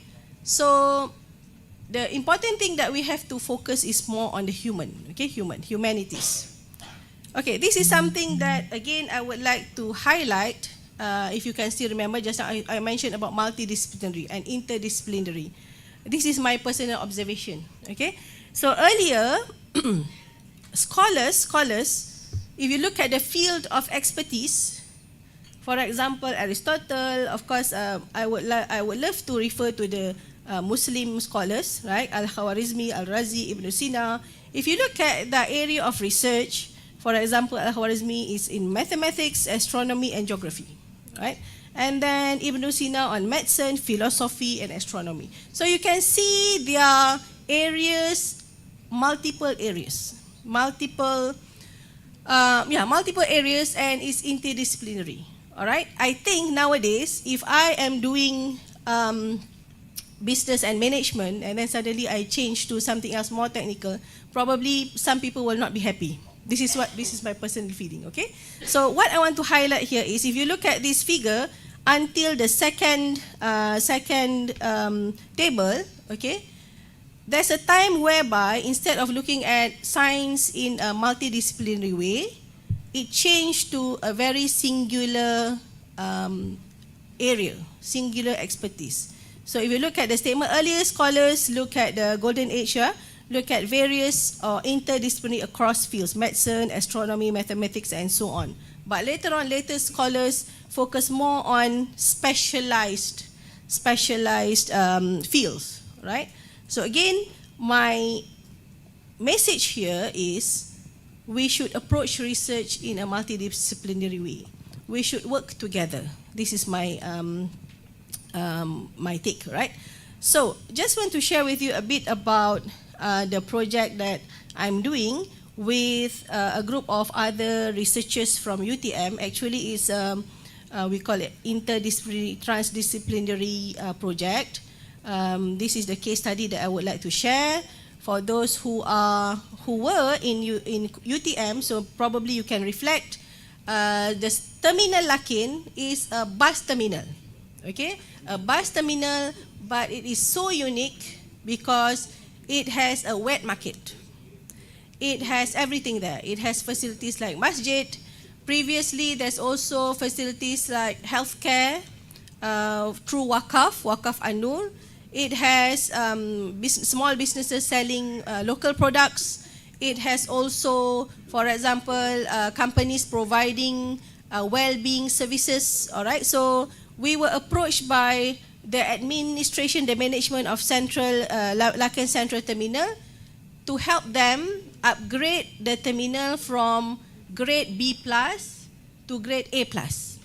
Okay, so how do they want to move forward from B+ to A+? So we were asked to come up with an action plan, which is called Green and Smart Terminal Blueprint for Lakan Central Terminal. Okay, so based on our discussion and so on, so we proposed 4 thrusts to move. This is actually related to my area of research, digital transformation, to move the Lakan Central Terminal, Lakan Terminal Central, right? Lakan Central Terminal, from B+ to A+. These are the things that you need to look into. So there are 4 strategic trusts, which is number 1, environmental responsibility, okay, and then economy efficiency, social welfare, and digital solutions. So there are 4 trusts, and if you look at the lower part, I'm sorry I cannot see clearly because of the eyes kan, almost 50 tahun mata dah tak berapa nampak dah. So you can see there are 6 focus areas. 6 focus areas.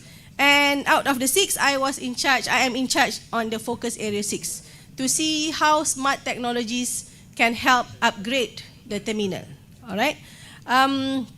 So if you look at this is the focus area 6, digital solutions. What digital solution, smart technologies that we can propose? So we this is the proposal earlier before we started the project. So we just put anything, kan? Senang kan? Just ask ChatGPT and think about it. What is at the Lakin Central? Relate with what is there, okay? And we thought that to become a smart terminal, okay? So what we should do if we should provide smart services, smart market, okay? Imagine the wet market. The people selling there is old people, okay? Some of them are quite senior, some of them middle age. So how do we move it to a smart market? Smart transports, okay? Smart amal, because we have a Wakaf An-Nur there. Smart healthcare and comprehensive management system. Okay, it looks nice, it looks trendy, but however, it is very challenging. Going back to the intelligence systems and data science, unfortunately, there are so many things isolated. All the systems in the smart terminal is isolated, and data is not well managed. Data is not well collected. Okay, so there are so many things that are, holding back. Okay. From the beginning of the research, we are looking at, I'm asking myself, okay, what technology should we implement in this smart technology? In this smart terminal. Is it IoT? Will it improve services provided? Is it CCTV, lots of CCTV to make sure that the users, the passengers feel secure? Is it smart bin? What smart is smart? Again, the first question just now, smart world, right? What smart is smart?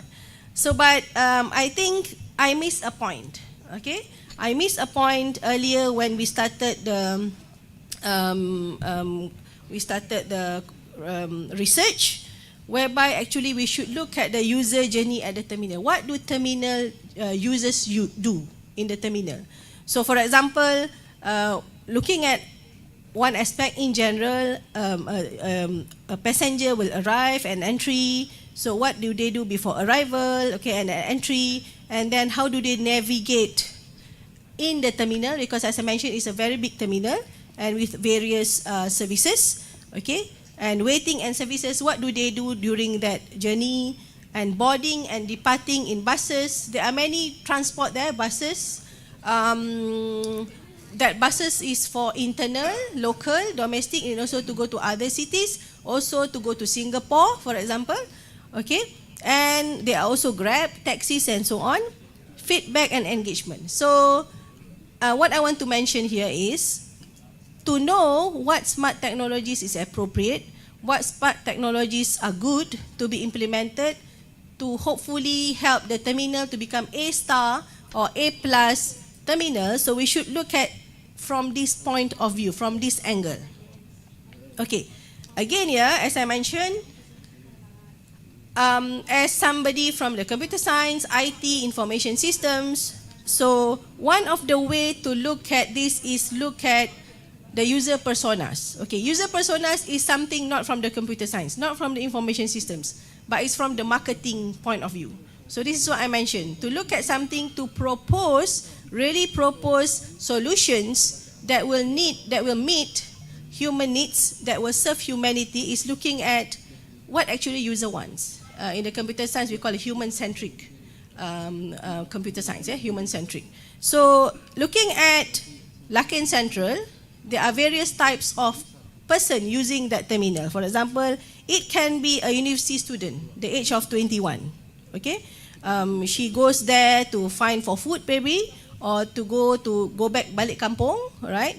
And then he has her own difficulties. Okay, he has his own challenge. Or we can also look from the point of view of Encik Rahman, a family man who goes to the terminal with his wife, with his children, to buy food, and then maybe to have some facilities. Okay, he needs convenient parking with children. Okay, so all these, for example, will help us understand more the needs of each segments and what smart solutions should be provided. Okay, so this is just example 3. For example, Puan Salma, okay, a senior citizen, 67 years old. So retired, go to the wet market near the terminal weekly. Okay, occasionally travels to Malacca. So we have different profiles of passengers, okay, and users. Okay, so those are only 3 examples, but actually there might be more. There might be somebody, he's for example a business traveler. As I mentioned just now, we have buses traveling to Singapore as well. Okay, so maybe we also have consultant from Singapore travels to KL weekly. We might also have Azman, a small trader. We might also have Dr. Aida, wellness and service provider, and so on. So looking at this, probably we can have a more better understanding of the users of the terminal and what exactly smart solutions that we need to propose to the to come up with a smart terminal. The thing is, if for example we look only at the point of view of technology, intelligent systems, probably we will just install and we'll find out that it's not really useful for the users, for the passengers, right? I'm telling you about, for example, Padu. This is online, maybe it's controversial. Padu is our national central database. Okay, it's developed to make sure that we have a centralized data for the citizens. Okay, it has been built. It cost 85 million, but now it's not being used. Okay, so why? There are certain things that we overlooked. I think there are certain things that we overlooked. Okay, so again, there's just short overview of what I'm doing now. Okay, so I would like to say that we can look at informatics, science of information from the beginning, but I would like to propose that we look at from the different angle of system thinking and socio-technical perspective. Okay, after that, then we begin with informatics, the science of information, and then we look at intelligent systems, which systems that learn and adapt, and then by having that, we can use data science to help us do insights, prediction, predictive, and prescription. Okay, we also ensure solutions are sought from the point of multiple interdisciplines. Okay, and together, we hope by doing that, they build what we call a smarter world, which is our intention, and also all of this must be done for humanity. So with that, I hope I have shared something useful to you. That's my email address and my website. Keep in touch, insyaAllah. Thank you very much. Assalamualaikum warahmatullahi wabarakatuh.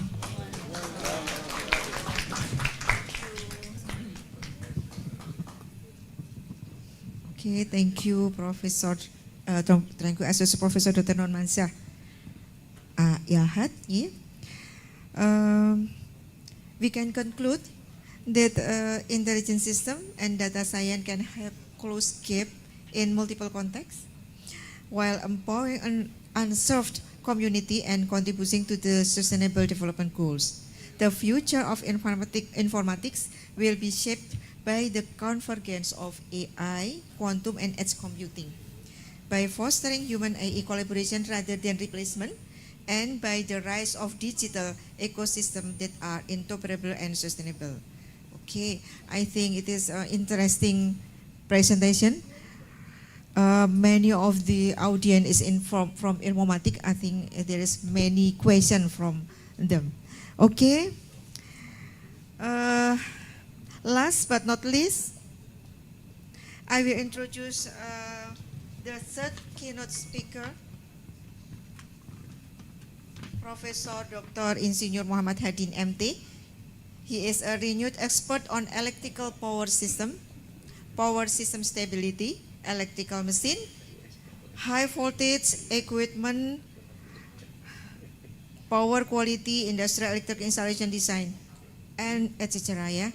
He has received several grants from the Minister of Higher Education, including competitive grants, University Excellent Grant, and several patents. He also expert in building utilities, more than 30 years, expert in building reliability for several cities in Central Java. He is active as a mechanical, electrical, and plumbing expert, and has produced detailed engineering project for several large building and areas. Okay. Now it's time to hear for our third speaker, Professor Dr. Insinyur M. Hadin, with the title Integrated Control Based on AI, Artificial Intelligence on SMIB for Dynamic Stability Improvement. Prof. Hadin, time is yours.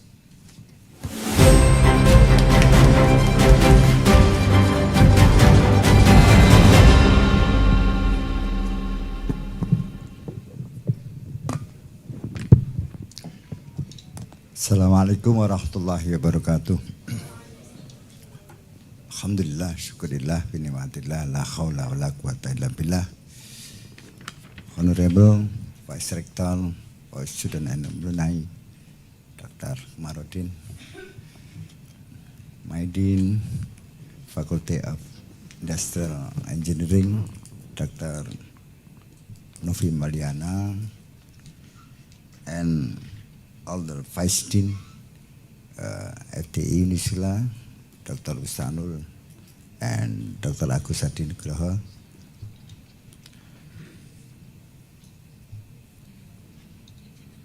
Organizing Committee, EECSI,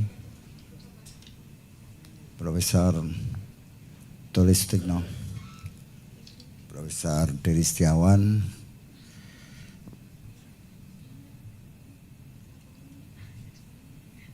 Dr. Muhammad Fakla, Senior Lecturer in Electrical Engineering, Diponegoro University, Chairman, EECSI 2025, Dr. Imam Muhammad Ibnu Subroto. Yeah. It's also it's UTM alumni. Yeah.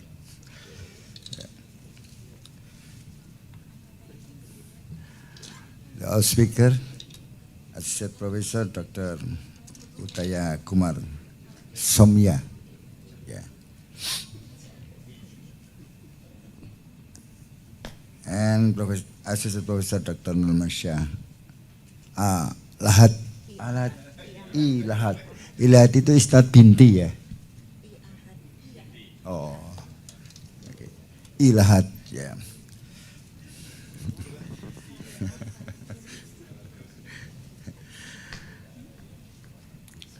Yeah.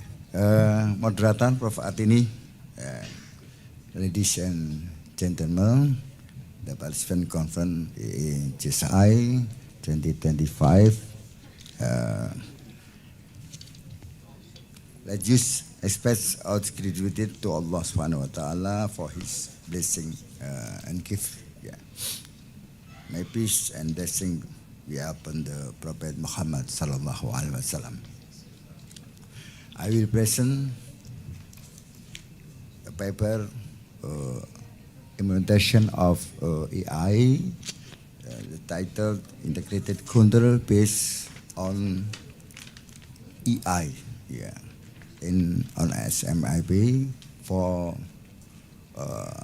dynamic stability improvement. Yeah.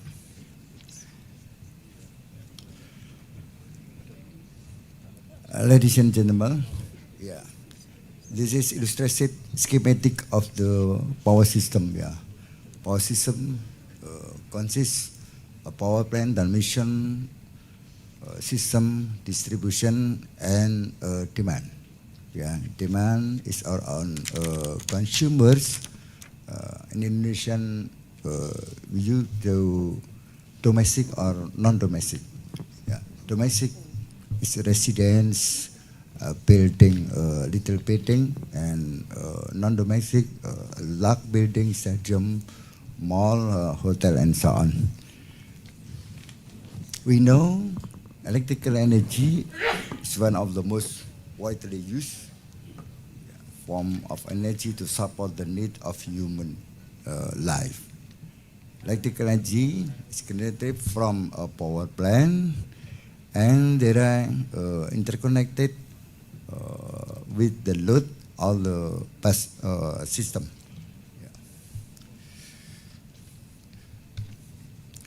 In stability condition, yeah, the power system to maintain continuity and quality of the service.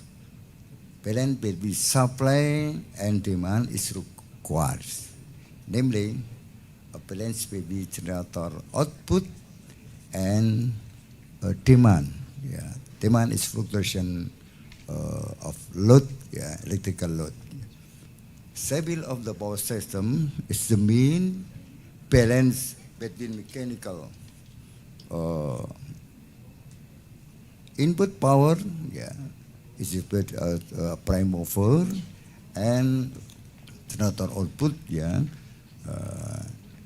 is condition that mechanical power is equal or same electrical power.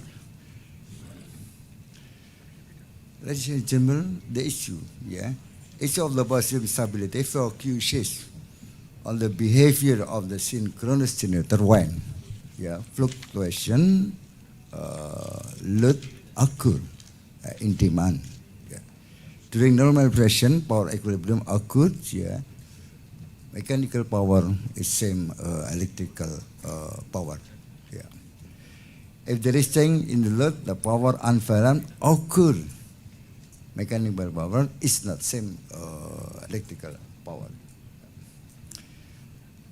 The excess of mechanical power is then electrical power impact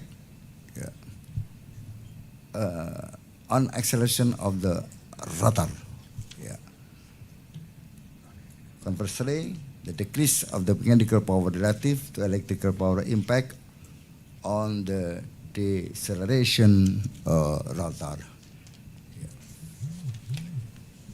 Solution, need a controller to regulate the input and output power of generators so that it's reached the equilibrium point, which is the balancing between mechanical power and electrical power.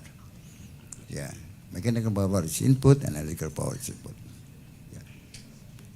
Used by controlling the excitation system and turbine governor. Action reference, the input of voltage, and turbine governor, the input frequency or delta 2. Deviation in the rotor speed of frequency provide feedback to the turbine controller. And voltage deviation, the generator provide feedback to excitation system. Ladies and gentlemen, integrated control exciter. This is the schematic diagram of integrated control. Excitation, we look, it's voltage of the output of terminal generator. And turbine governor is delta omega. Delta omega is a frequency of the output of generator. Turbine governor explain the mechanical power, and electrical power, to result the terminal generator. Indicator is voltage, but the voltage when input in exciter.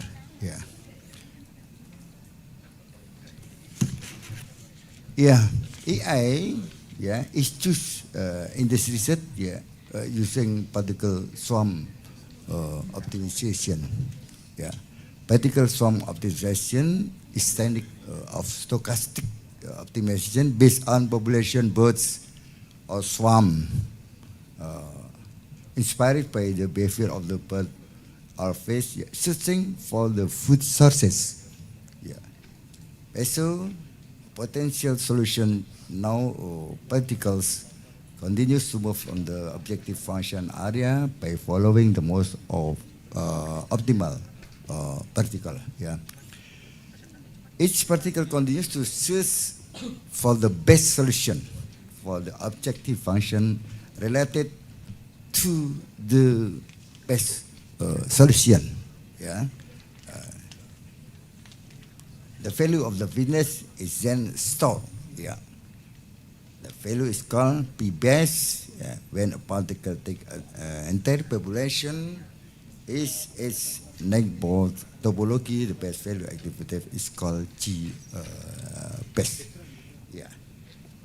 This is the main of PCO, two parameters.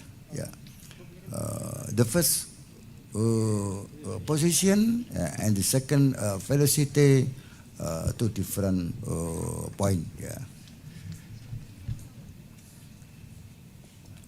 Research target, development of an integrated controller model based on particle sum of the machine in SMIB for dynamic stability improvement. Dynamic stability improvement. Stability is fluctuation of demand, 5%.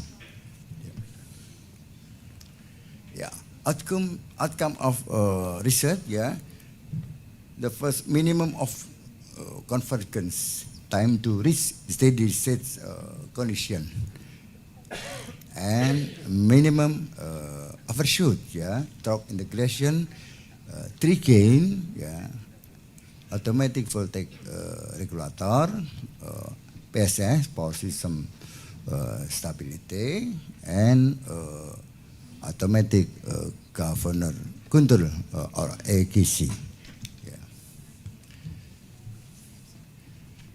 Research contribution,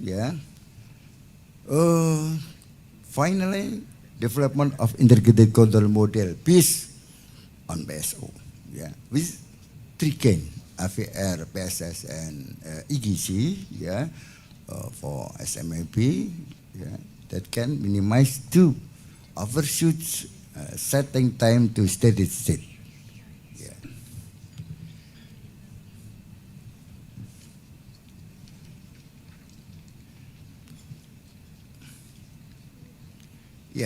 This is illustration of single machine infinite pass. Single machine infinite pass, one machine, one generator, asynchronous generator. With input turbine governor, mechanical power, to run generator. Generator process, the resultant process is voltage, But three gain in this SMIP, AVR is gain AVR, Ka, PSS, gain PSS, PSS, KPSS, and governor, gain is AGC. This is model of AVR, AVR modeling with the gain Ka, AVR, saturation, transfer function, saturation, and output,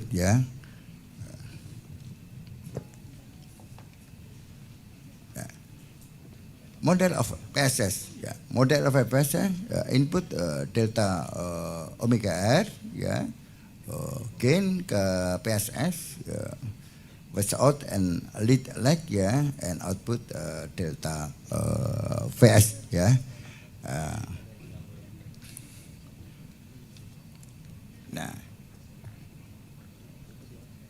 model PSS on SMIB, SMIB to include the power system subsystem, PSS, SMIB, mechanical power and electrical power is output, this is a model of automatic governor control, Using speed drop in a governor counter, contain a bias integrator and gain AGC, gain AGC, inputting of frequency of the generator, and output TM, TM adalah mechanical torsion,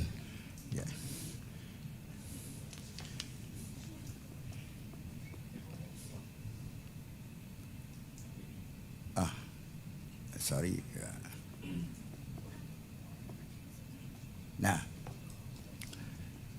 This is the model of SMIB with three kin, AVR, PSS, and IKC. Yeah. PSS, inputting voltage of terminal generator, same AVR and IKC, turbine governor inputting frequency system. The parameter info of SMIB and PSO. Now, the result of CDI, comprehensive damping index. Iteration, the result of iteration for of generation. Ladies and gentlemen, this is response rotor of angular velocity deviation. Using AVR, PSS, and AKC based on PSO. We look without PSS is more than longer oscillation. And the first oscillation, using three gain, based on PSO, we look at more 1 second. More 1 second. Very, very fast to steady state oscillation.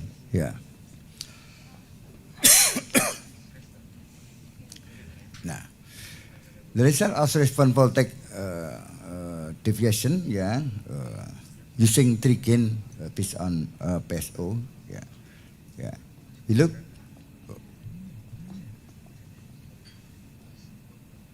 it's more than 1 second.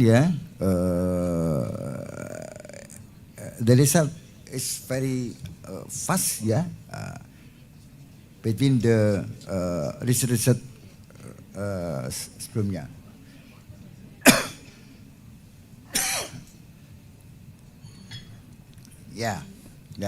Respond rotor speed deviation, AVR PSS, two gain,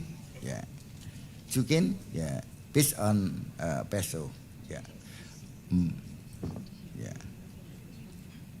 We look the result in simulating, 2 seconds to speed of the version. Oscillation first to steady state condition. Alhamdulillah.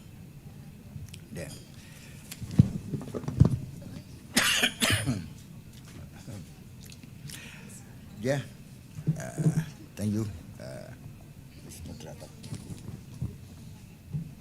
Response of rotor angle deviation, AVR and PSS, based on PSO, result,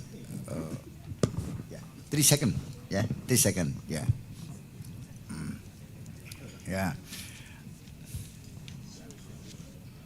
this is the result of setting time, in second, we know different without PSS, using PSS without PSO, and using PSS based on PSO, to result of decreased value delta omega, delta 2, delta PE, output output power, and delta VT, voltage. This is the result of graph of CDI as a function of iteration. CDI minimum can be result 20 generation of iteration. Okay, and next the result is one of rotor speed deviation, PSS, only PSS, based on PSO, more than 2 seconds to steady state oscillation.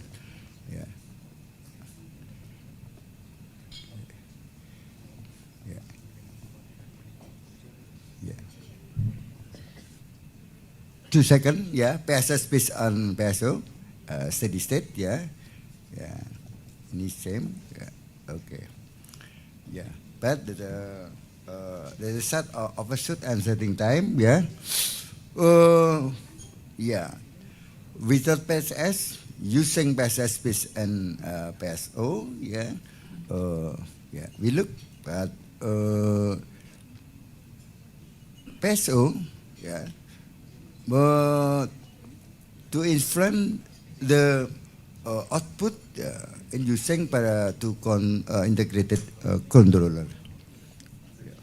Yeah. Okay. Conclusion. Yeah. PSO can be applied to the integrated controller. Yeah. Of 3K. Yeah. VR can PSS and AKC. Yeah. Sementara slow on the one machine and infinite pass. This method can be applied to the size of CDDA value. This integrated control method is able to improve dynamic response on the SMAP by reducing the rotor angular velocity overshoot. This control is able for dynamic stability improvement. Okay. Thank you very much. Assalamualaikum warahmatullahi wabarakatuh.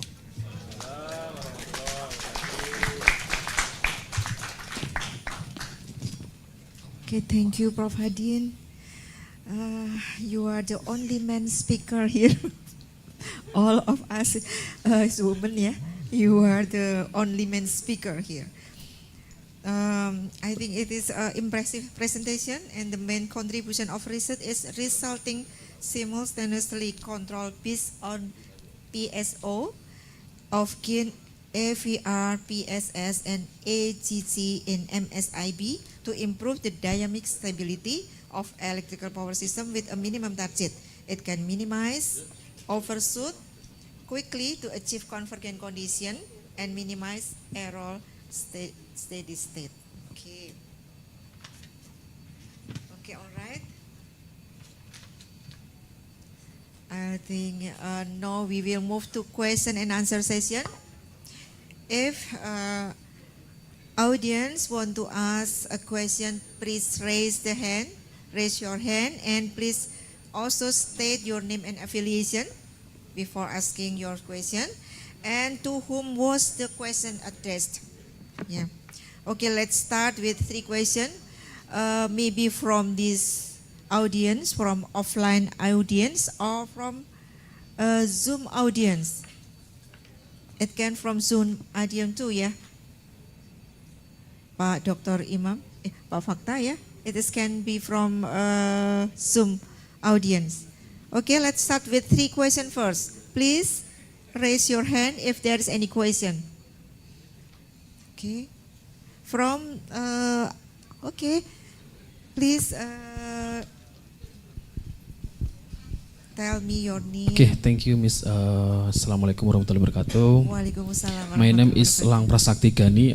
I'm from Diponegoro University. I have a question for Dr. Nurminsah. How can we take innovation with ethic and inclusivity? Can you take innovation with ethics and inclusivity? Just enough. Thank you. Okay, thank you. You will answer right away. Okay. Okay, please, Miss Dr. Nurminsah. Can time for you. Okay, thank you very much for the question. A difficult question to answer. Talking about ethics and inclusivity, innovation. I just came back from classes. I'm still with the Digital Leadership Executive Program, right? Last 2 days.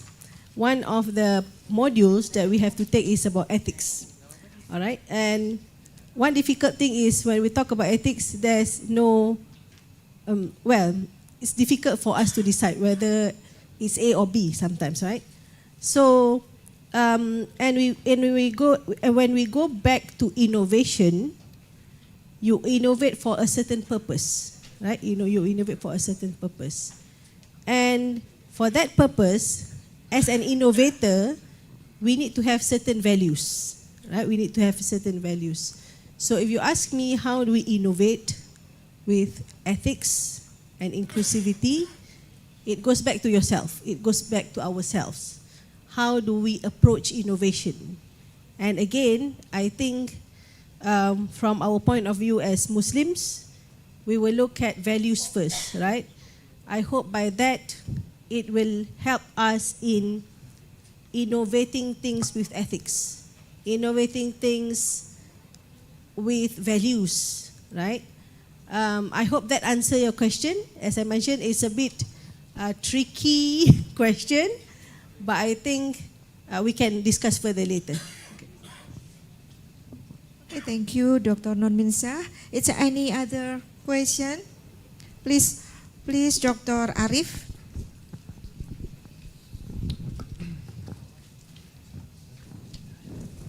Okay, thank you very much. Assalamualaikum warahmatullahi wabarakatuh.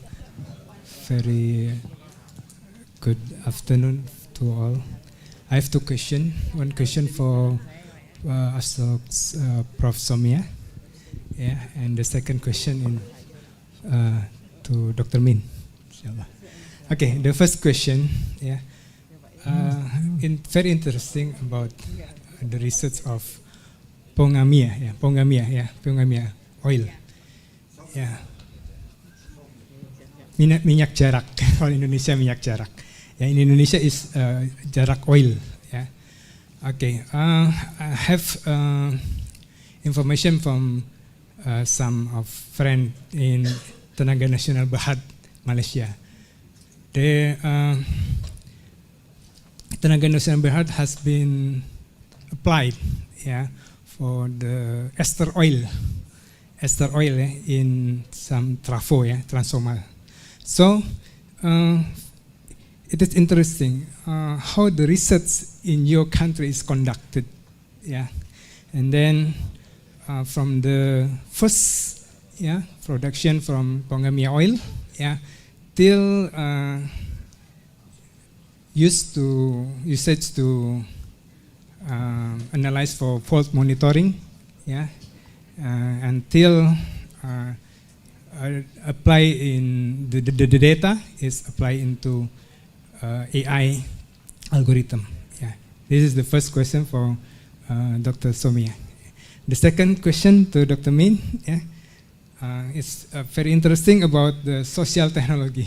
Yeah, so how long the social technology can change our lifestyle?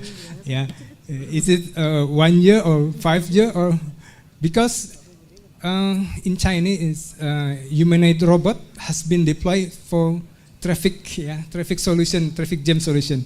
So how long, yeah, is if apply in our life? Yeah, thank you very much. Yeah, Assalamualaikum warahmatullahi wabarakatuh. Thank you, sir, for that question.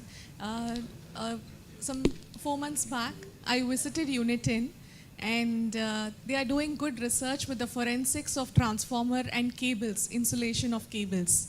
They're doing very good work. And with respect to my country, with respect to transformers, condition monitoring we are doing, but we are doing with respect to quantitative data, and we are also doing with respect to images. And that's with respect to condition monitoring. And apart from that, people also work on the signals. From transformers, we have the core, right? So we immerse the core into the oil. So we have the solid insulation also. The craft paper has been insulated on the core.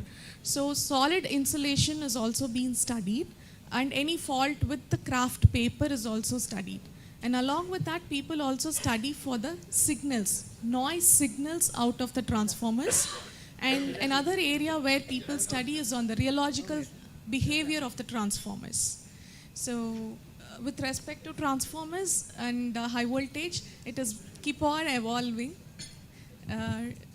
So yes, I hope I answered the question. Okay, thank you. Okay, thank you, Dr. Arif. May I ask you, why did you ask this question? Because you're asking about time, right? How long, right? When we talk about socio-technical systems, right? So it involves technicalities, the technology, and also, of course, social, right? Social, it involves, can be human, can be processes, so many things involved in social. So the reason I'm asking you why you ask this question is because social technical can be applied in many contexts. Probably in energy management, right?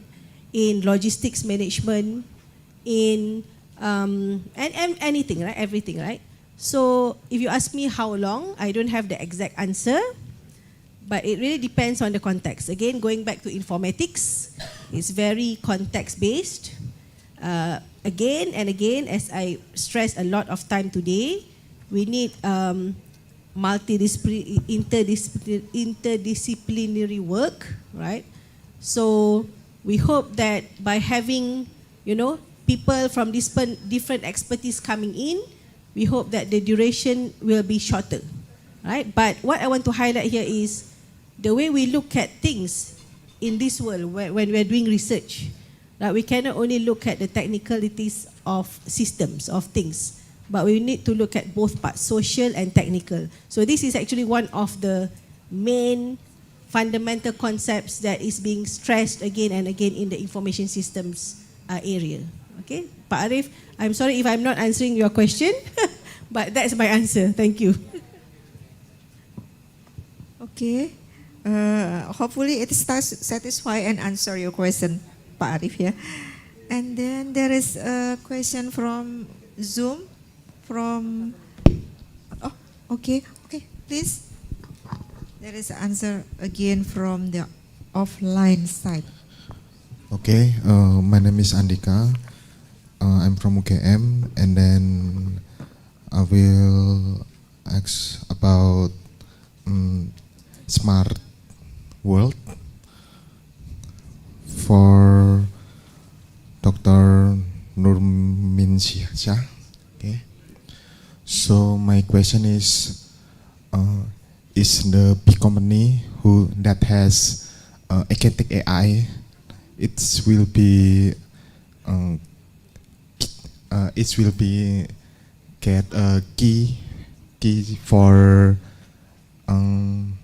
making it buat itu berjalan lancar untuk smart world. Yeah. And my next question is, it's one country can be independent for buat smart city possible. Okay. Okay, thank you. The first question I can understand, tapi I don't know why recently I ada short term memory punya problem. Soalan pertama, the first question is how agentic AI, right? Yes. Agentic AI can help in building a smarter world. Yes. The second one, I don't really get what you want to ask. Is one country such as Indonesia, Malaysia can independent build a smart world? Yes. Oh, okay, all right, okay. Independently develop a smart world. That's yes, okay. Okay, for the first question, you're asking about whether agentic AI, okay, can develop a smarter world, right? Agentic AI is the current attention now. Of course, after we have AI, then now we are moving towards agentic AI. If you ask me that question, I think it can and it should. Okay, it can and it should. Because it can help personalize what human wants, what user wants. So this is what I think. All right. So again, whether it really help us to create a smarter world, it goes back to what is your definition of smarter world, right? Is it about technology? Is it about making people satisfied with using the technology? So that's the answer. So that's for number one, okay? Number two, talking about can a country independently become a smarter world, develop a smarter world? If you ask me that question, I would say no.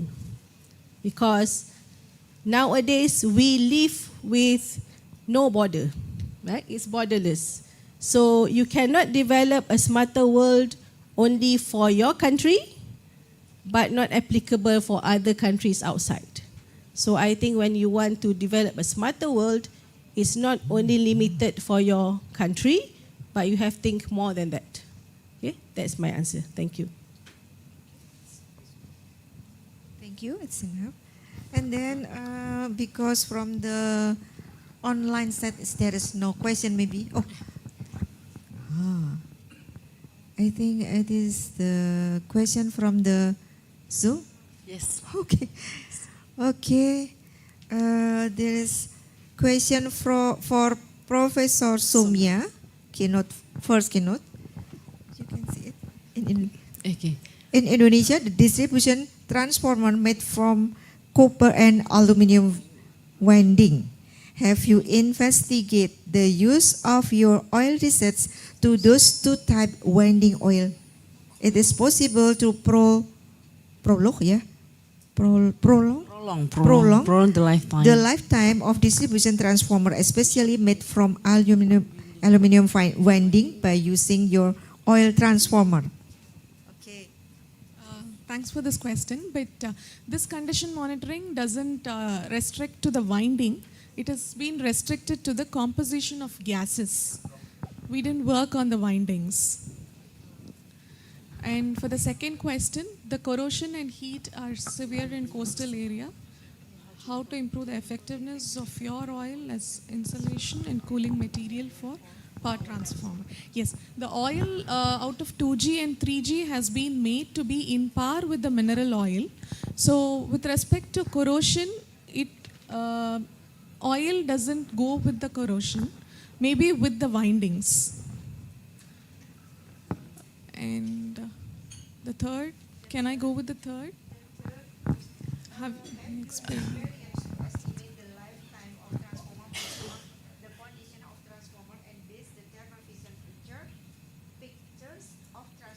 Yes, yes.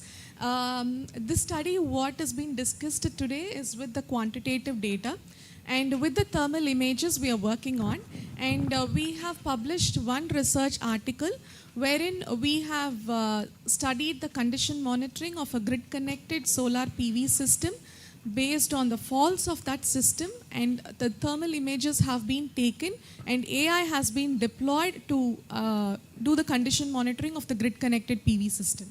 So the same methodology could be applied for this once the thermal images have been extracted for the transformer faults. I think, can I hand over? Okay. So there are two questions there. Themselves. They are not replaced by AI and machines. Okay, after reading those two questions, actually I think both questions are very closely related. Number one is about the students, how to make sure that they are creative, so they are not replaced by AI and machines.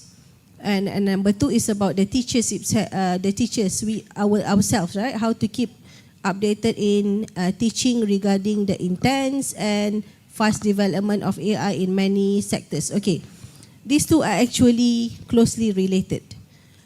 And I think it should start with the educators, the lecturers first. Okay, we must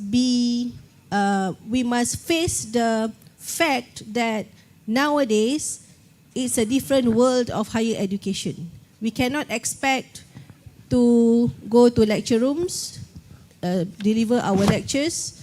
Of course, in Malaysia, I'm sure also here in Indonesia, you focus more on different teaching methods, not only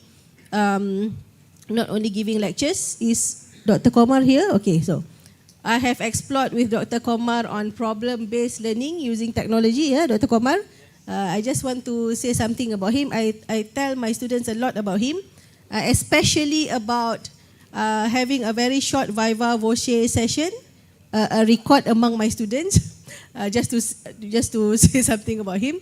So what I want to highlight here is actually the landscape of higher education is totally different now.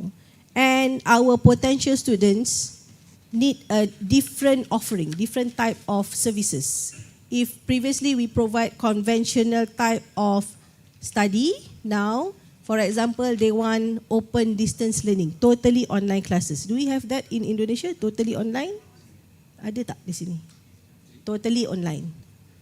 Ada ya. So totally online. So most of, for example, the executives, management, levels students, they want their classes to be online. Okay. So when it's online, so lecturers also need to have different set of skills. All right. So answering the second question, we have to upgrade our skills first. And I would like to say it's not easy. I went to a course about upgrading skills, developing self-instruction materials for online learning. Actually, you need to know to use many types of tools, which I think educators nowadays really have to explore. Okay, so by having these skills, then only you can help your students to be more creative. You should show yourself that you should convey the message to your students that you are also learning with them. You are also learning new tools. So another thing is to make sure that they are creative. This is also a challenge for us nowadays. I think being a lecturer now is more challenging, right? We have to learn what they like, right? The Gen Z nowadays is the way of thinking and doing things is very different. And I think there's no more room for us to just give them assignments and then we mark it. No, because they use a lot of ChatGPT, right? And other Gen AI tools. So to make sure that they can be creative, the way we teach must be totally different. There should be a lot of presentations so that they don't only read, but they also think, right? Nowadays, I'm afraid that the younger generations just use the Gen AI to generate things, but they don't think. That's a very big problem, all right? So we want to develop a nation that have critical thinking, right? So it comes back to the lecturers, him or herself. To tell you the truth, initially when Gen AI came, I don't want to use ChatGPT. But when I saw my students' assignments, oh, no way, I should learn. So now when they submit the assignments, I can see the pattern. This is ChatGPT, right? My student asked him, Prof, how do you know this is ChatGPT? I know, I'm your lecturer. Because I used it, now I know the pattern, okay? All right, so that's my answer. I hope you will be able to upgrade yourself, upgrade the skills, the lecturers, all lecturers, to be an example to your students so that they will also learn creatively. Thank you. Thank you, Dr. Norminsha. Is there any question from here or from Zoom? Oh, I think it is. Habis ya, definisi ya. From this. Oh, okay. Question from Prof. Hadin.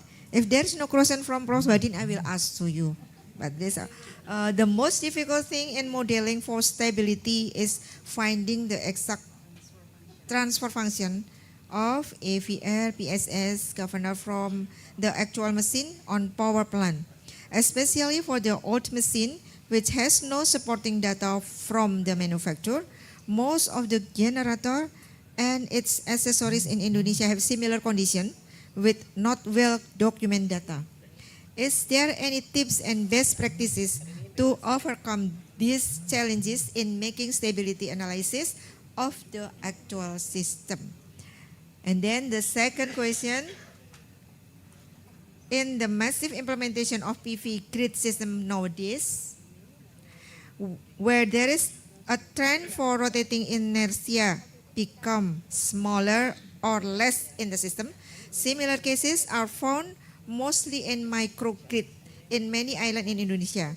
where only one diesel generator with a lot of PV grid penetration. How to overcome the stability issue for this type of system?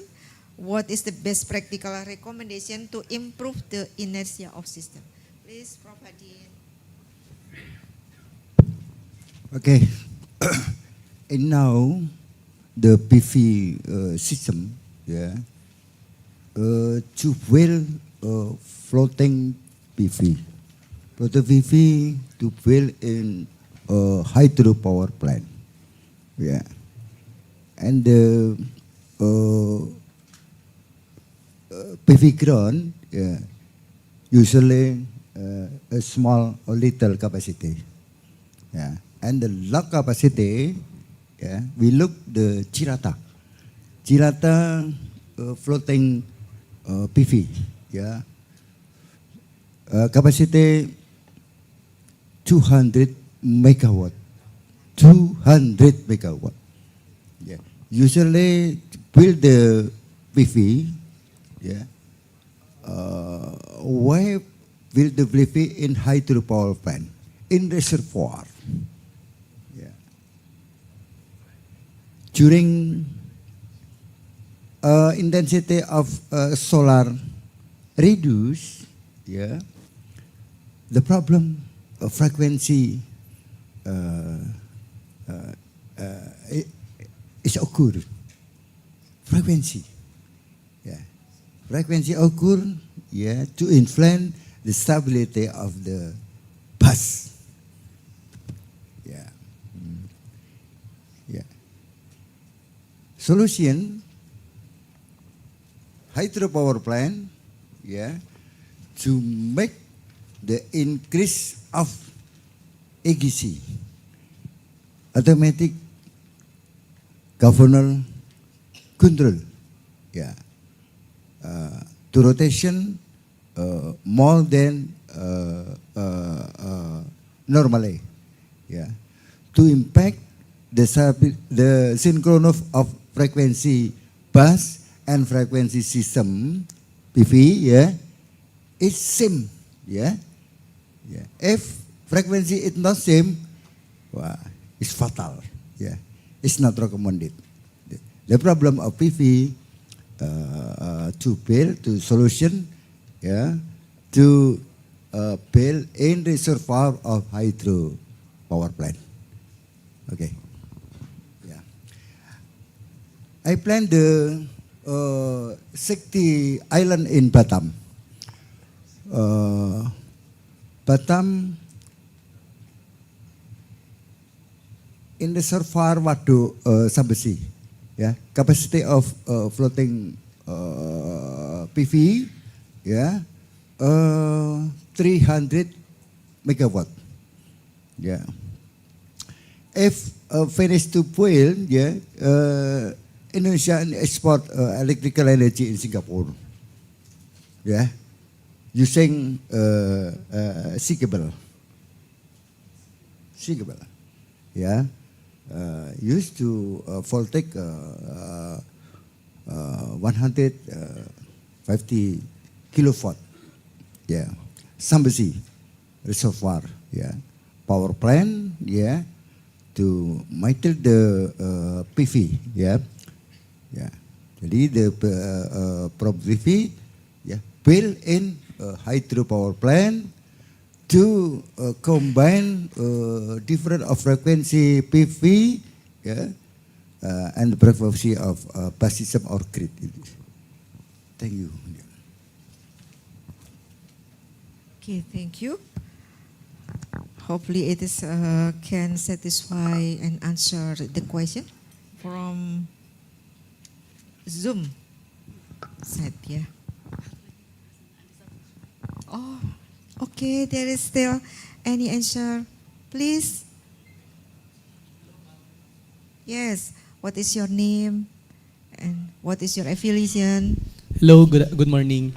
I'm Michel Angelo from the Philippines, Mapua University. Okay. I have a question to Professor Somia. Somia, okay. Somia. Actually, ma'am, I'm really amazed with what you have presented to us regarding the transformer oil. As one who is aspiring to do a research for transformer, usually what we use in transformer core are silicon steel or amorphous steel. And I am thinking of, can we look for other materials for transformer core to increase its efficiency, let's say, to lower down the hysteresis loss or the eddy current loss for the transformer? Thank you very much, ma'am. Okay. So with respect to core, steel is the ideal one. Maybe you can work on the laminations between the sheets that you use. That laminations might reduce the losses so that you can improvise your efficiency. Okay, okay. Thank you very much for that, ma'am. Laminations. It is a simple answer, yeah, but it simple, but it is spectacular, I think. Wonderful answer. Okay, is there any question? Okay, from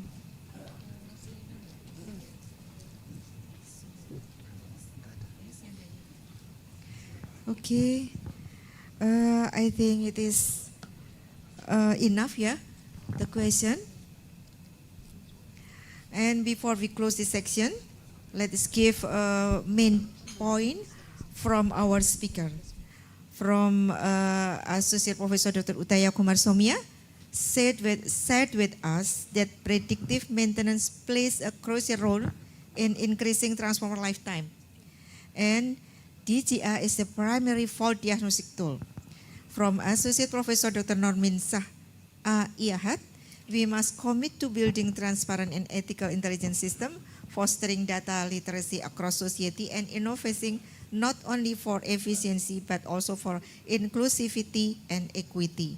Only then can informatics truly serve its purpose, transforming technology into a force for humanity.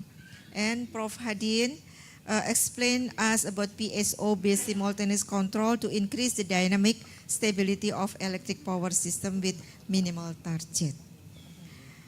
Okay, I would like to thank our speakers once again, Prof. Hadin, Dr. Normin Shah, and Dr. Somia for their time and expertise. And let us give them a big round of applause. And I would like to thank the organizer and sponsor of this seminar for making this event possible. Finally, I would like to thank you to all of you for joining us today, and I hope you have learned something new and useful from this seminar. Thank you very much and have a great day. We kindly hand the floor over to Ms. Indah as a Master of Ceremony. Wassalamualaikum warahmatullahi wabarakatuh. Waalaikumsalam warahmatullahi wabarakatuh. Thank you for Artini for guiding this session so wonderfully. And I do apologize if there is any mistake. It's okay, everything is very well, okay. And ladies and gentlemen, let's give a warm round of applause again to our speakers and moderators today. And for our speakers and moderator, please remain on the stage because we have a session of token of appreciation after this. Okay. So ladies and gentlemen, as a token of appreciation for their valuable contribution for today's session, we would like to present token of appreciation to our distinguished speakers and moderator. For this one, for the first appreciation, we kindly invite the Dean of Industry and Technology Faculty, Universitas Islam Sultan Agung, Dr. Novi Marliana, to present the token of appreciation to Associate Professor Dr. Utaya Kumar Somia. Please welcome to the forward.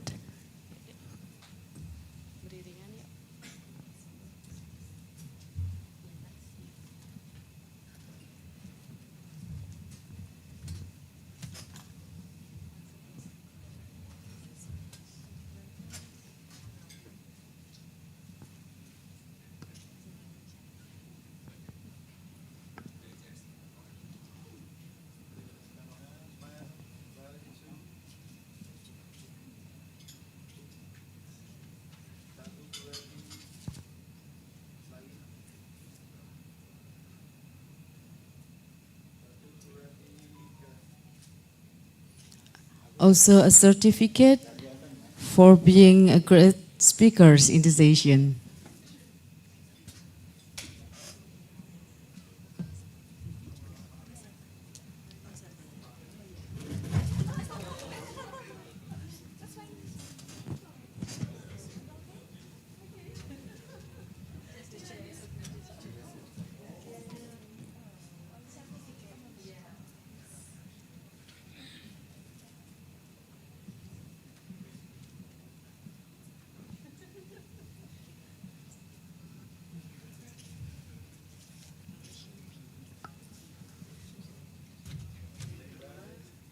Full smile.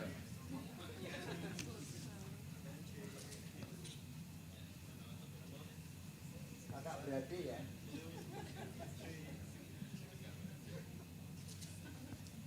Thank you, Dr. Novi Marliana. You may return to your seat. And then for the second, we kindly invite General Chair of EECSI 2025, Dr. Imam Ibnu Subroto, to present the token of appreciation to our second speaker, Associate Professor Dr. Nurmin Shah A. Had from University Technology Malaysia.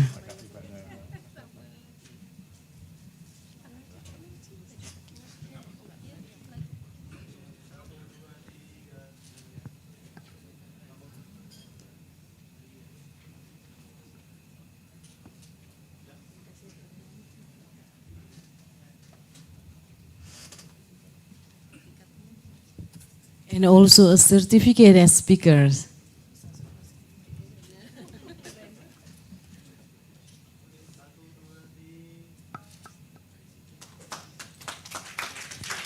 Thank you, Dr. Iman. You may return to your seat, please. Yeah, Ibu, please. Thank you. Okay, ladies and gentlemen, and then we kindly invite Professor Dr. Tole Sutikno as steering committee EECSI 2025 to present the token of appreciation to our third speaker, Professor Dr. Muhammad Hadin.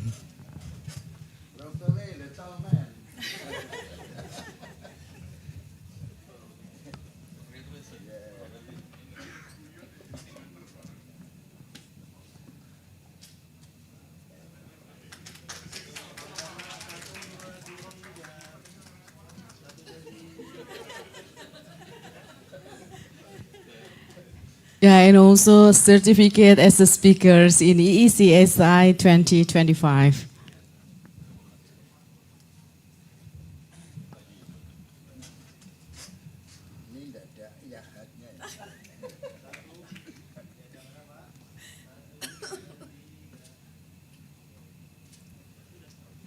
Thank you, Professor Tole. You may back to your seat now.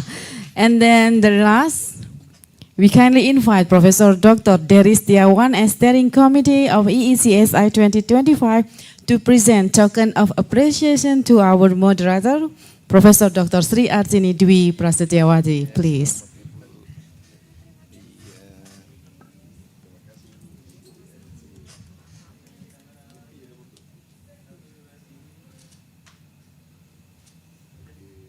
And also the certificate as moderator today.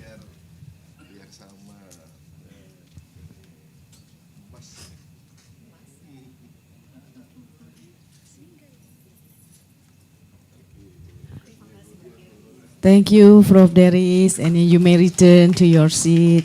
And thank you, everyone. Yeah, for the speakers and moderator, you may return to your seat, please.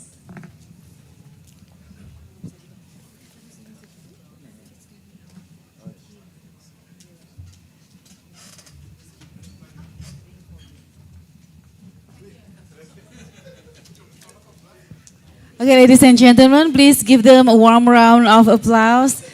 Thank you for sharing insight, knowledge, and expertise with us today.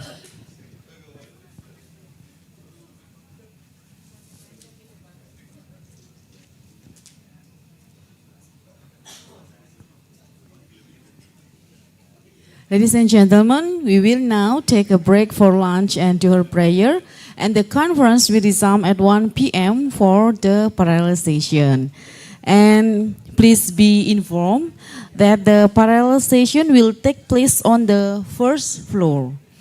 For your information, we are currently on the ground floor, so kindly proceed one level up. And then please remember to bring all your personal belongings with you. And the lunch will be available on the first floor, either along the hallway or in the front of the parallel session room. Okay, and then we kindly ask everyone to return to this main hall for closing ceremony at 5 p.m. or the committee will inform you later. So please make your way back to the hall at your earliest convenience. Okay, thank you very much for your attention. See you again in the next session. Also for this is a reminder from our program schedule today. So we will have a break for about 1 hour and we will start at 1 p.m. for parallel session. Also for online presenters who joined to us via Zoom. So please refer to the conference schedule and ask the committee for your assigned room and Zoom link. Okay, please be back on time and we look forward to seeing you after the break. Thank you.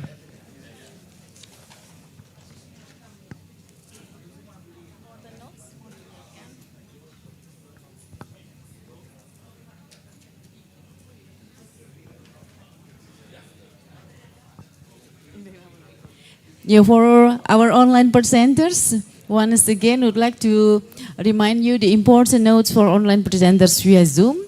So please rename your Zoom profile according to assigned session room and your full name. Here is the example R1-Arif Marwanta.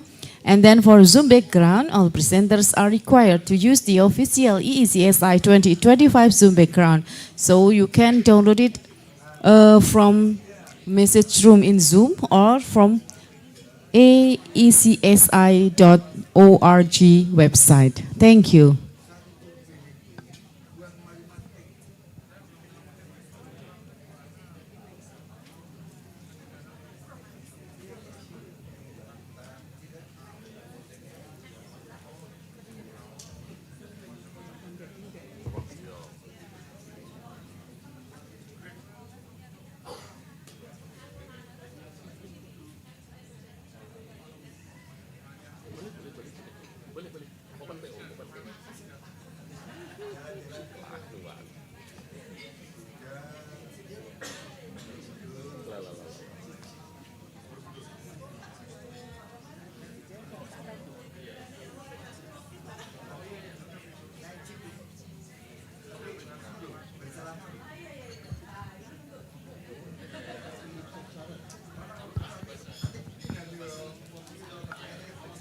Okay, ladies and gentlemen, all participants, I remind you, please bring all your personal belongings with you when you move to the parallel session. Keep this room clean and tidy because we'll prepare for the closing ceremony.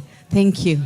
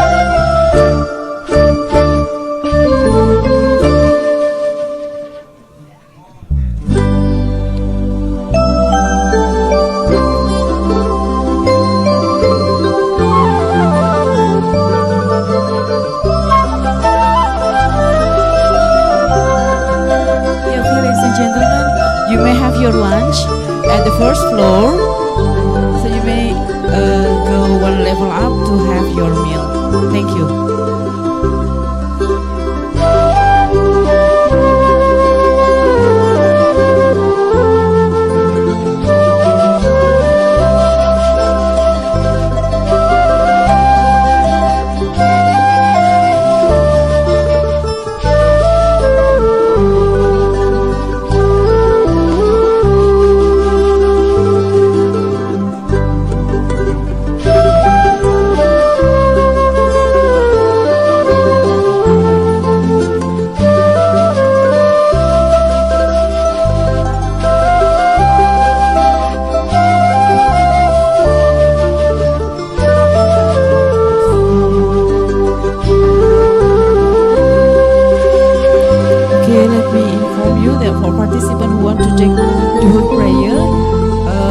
There is a musola in this ground floor.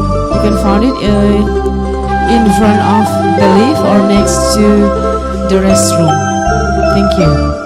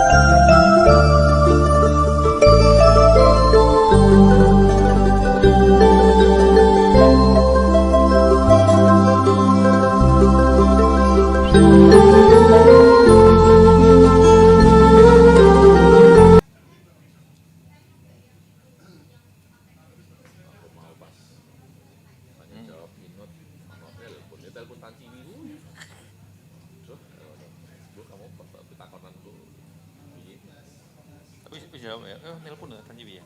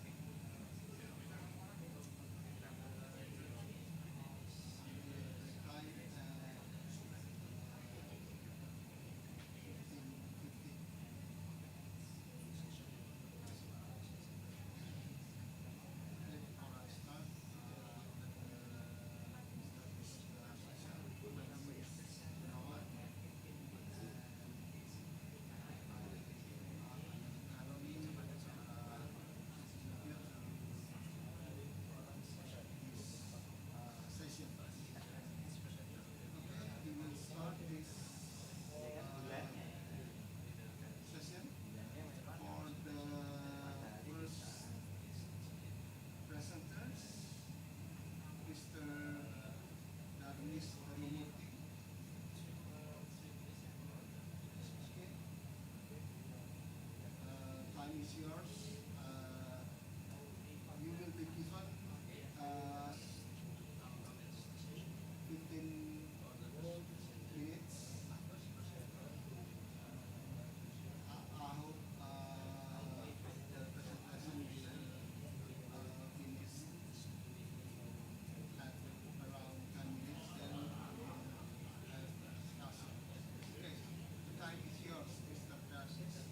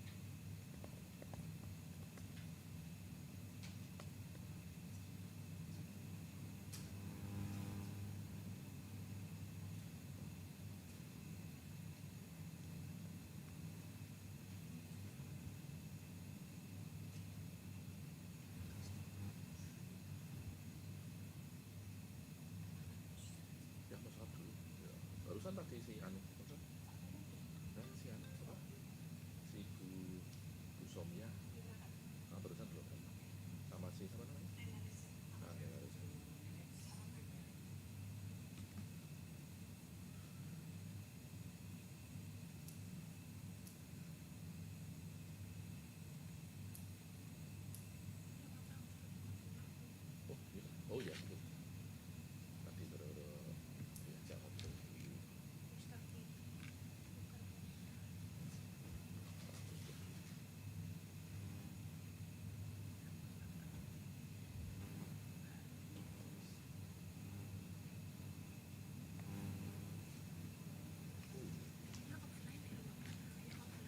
Nanti dua.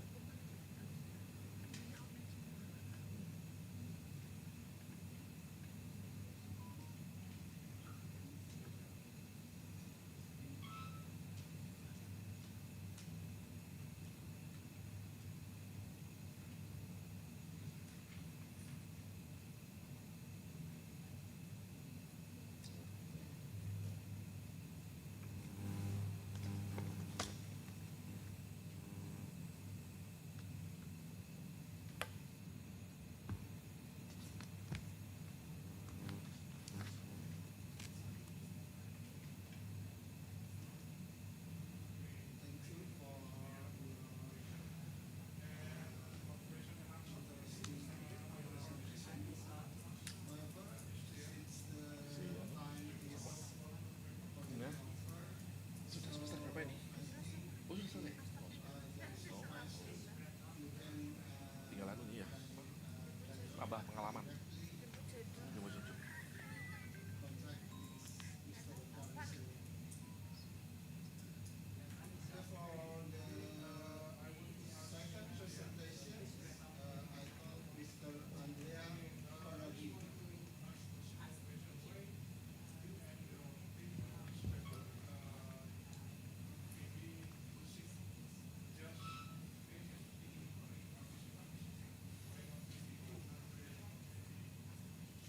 Oke, sorry. Kamu sana aja. Kamu sana aja. Kok mengenai kui? Kami satu kali. Kamu kata dong. Kok mengenai lagi? Minta. Yus. Mau mbak ini aja minta. Oh, betul. Sama ini. Tahu ya. Doa duit. Amin. Duit, amin.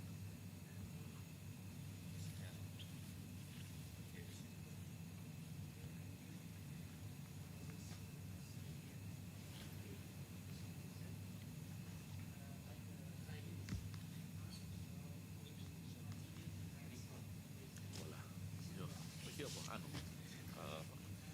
Rompi. Rompi digalen kuning rompi. Oh, iya, terima kasih.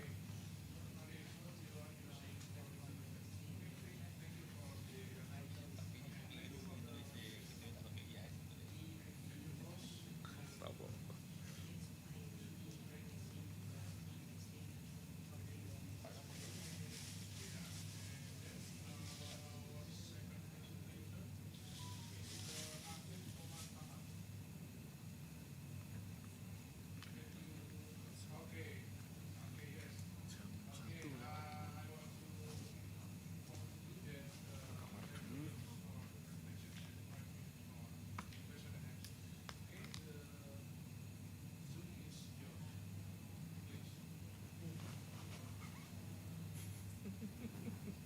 Tahun biru.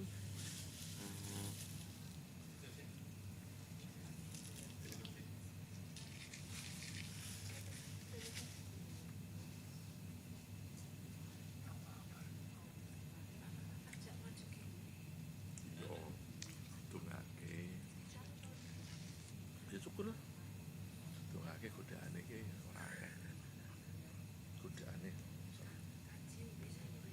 Iya, makanya ya ditungake. Berdoa. Kita yo nyetrap sini finishing kan kamu. Nyetrap di awal. Nanti yang finishing awal itu kan apa? Udah, aku udah. Alamian itu. Pakai apa yang penting ada saya. Saya. Enggak ada sebenarnya isi PS ya. Sing cibai. Isi BCS. Musim penting. Sepenting dia komentar ini.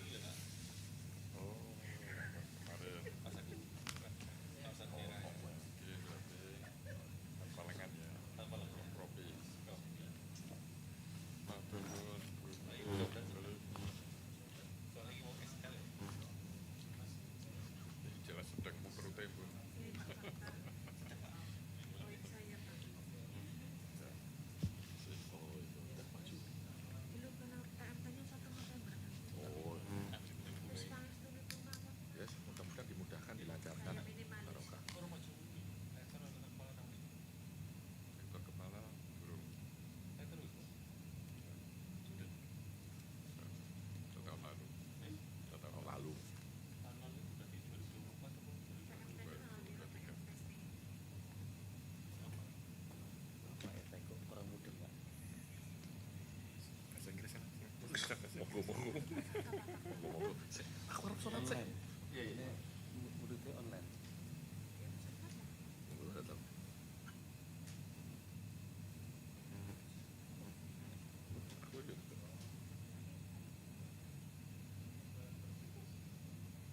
Oh, offline. Kamu pakai VPN.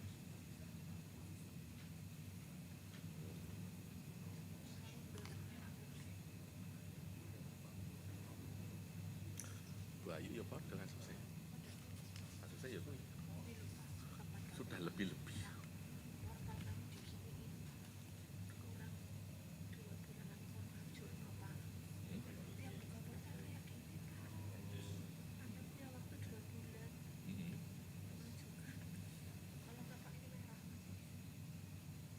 Itu dari Pak Anu Universitas.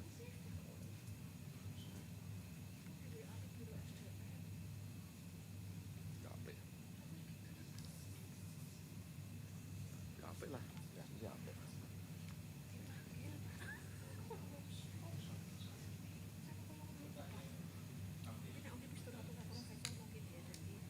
Loh, undip, ya itu kalau undip itu dua sisi. Nah, di sisi, dua sisi. Kalau saya merasanya dua sisi. Jadi, apa? Mantap. Ini udah mau ngajukan. Mana? Terus saya, ini kamu sudah pantas. Begitu ngajukin itu. Aduh, iya. Ya wes lah, apa ya? Undipnya bodoh.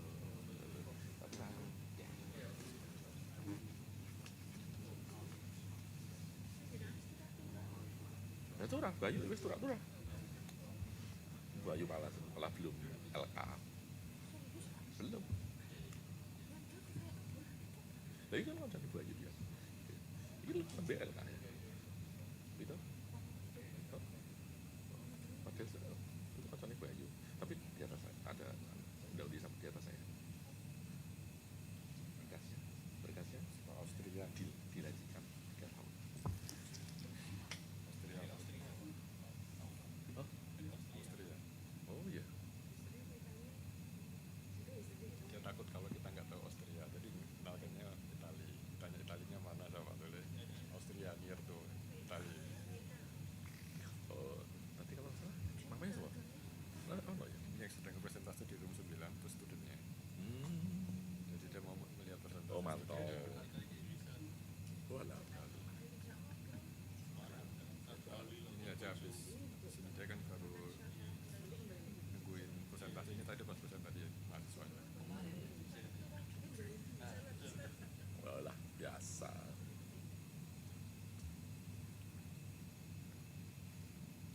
Oke. Iki mungkin ya. Fiji.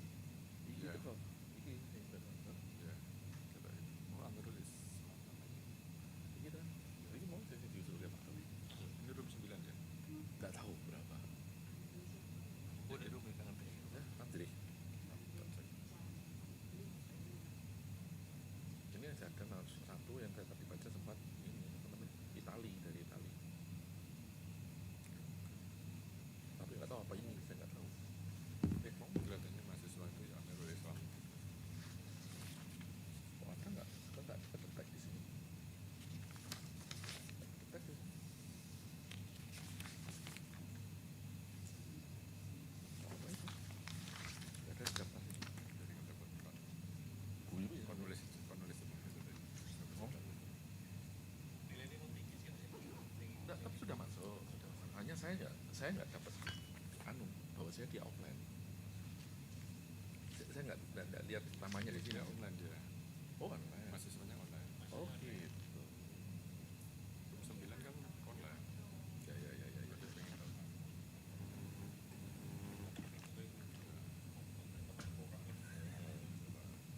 Yalah, ya wes. Tak salah saya.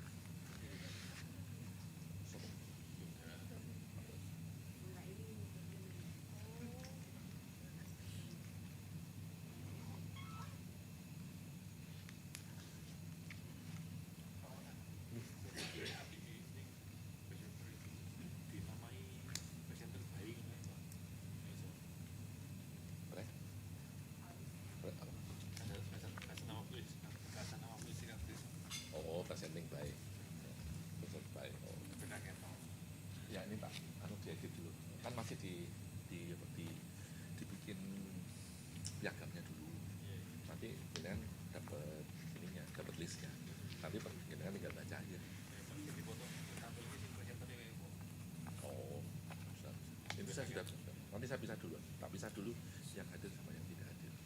Yang online maksudnya. Tinggal jadi celuk ya. Untuk maju ke depan yang hadir. Yang online, offline. Oke, gitu. Koneksi presensi saya. Oh iya. Atas nama rokok yang kalau nggak tahu namanya.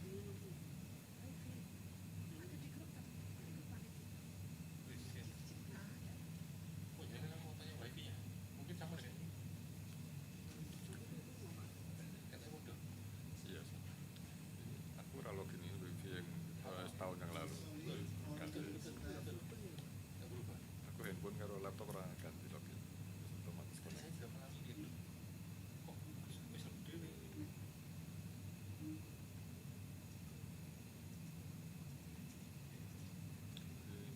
Ya, penilaian anugerah Jawa Tengah lo karena riset. Ya, tuh ini. Malah sempat mikir aku. Si penilaian. Panitia penilaian peneliti Jawa Tengah.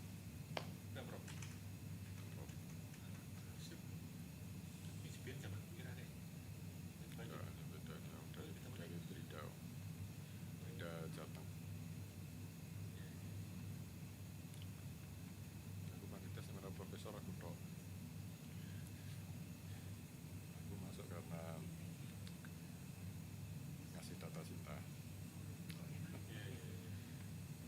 Tidak senang bikin data cinta, cinta IPA, kasih terus diajak terus. Jadi karena perlu mereka untuk memetakan data peneliti Jawa Tengah itu seperti apa. Kalau tidak diulang.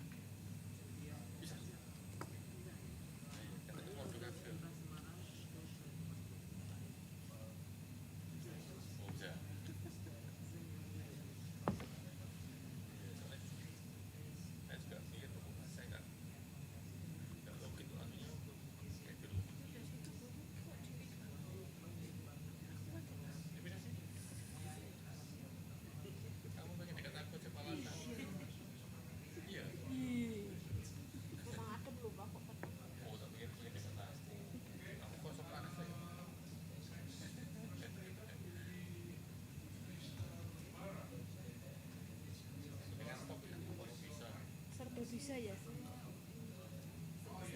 MSB manusia serba bisa. Dulu apa dari bahasa Inggris S1 sastra apa pendidikan? Saya juga ngajari yang anak SD. Ternyata masih Bu.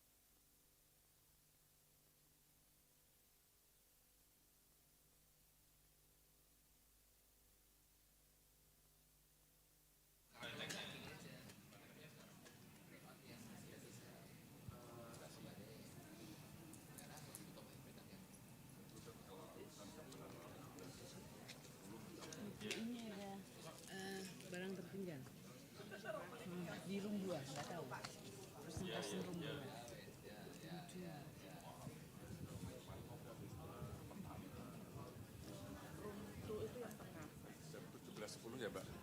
17.10 gitu. 6 menit lagi. Loh, Bu ya? Ya tadi katanya petugas hotel yang menemukan.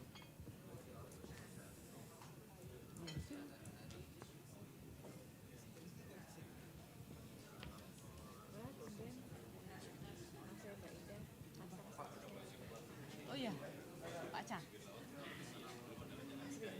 Mas Rino. Dimburi ngono biasanya. Iya, tuh menan. Pak Tato udah tahu tato sih, Pak Tato kan juga jarangnya tato. Mas Rino ya jarangnya. Oh. Bu, dia happy berarti.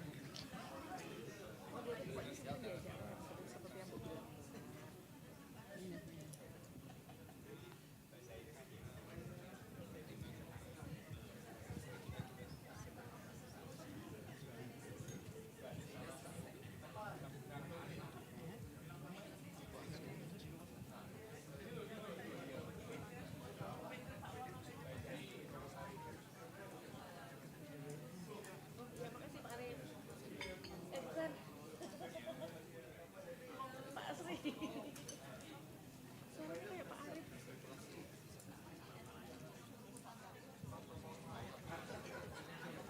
Bisa ah?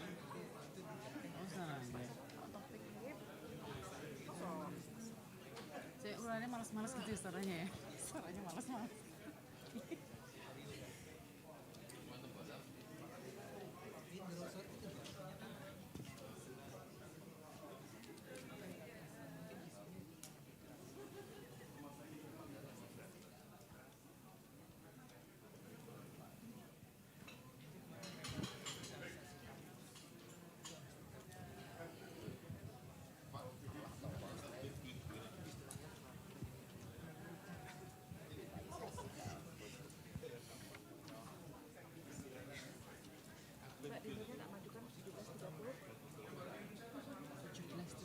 Bener ya? Ya nggak apa-apa, ini kan tulis sebentar lagi udah bisa tes. Bawa aja.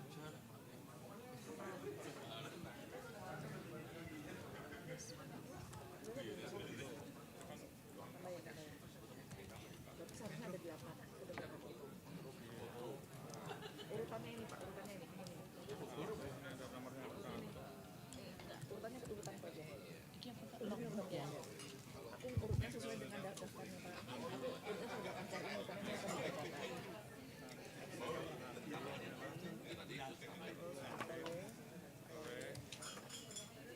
Iko.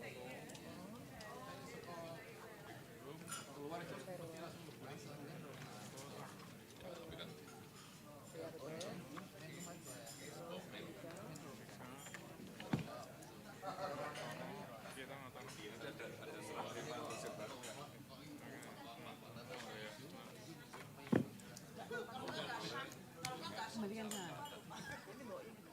Kenampan. Pak, ambil kenampan Pak. Itu nampan di kursi. Nampan. Terus. Ojo Pak. Nanti ada serah terima ke bos yang baru. Kalau kemarin ada 3 kalau ada map. Harus selesainya sudah atau enggak.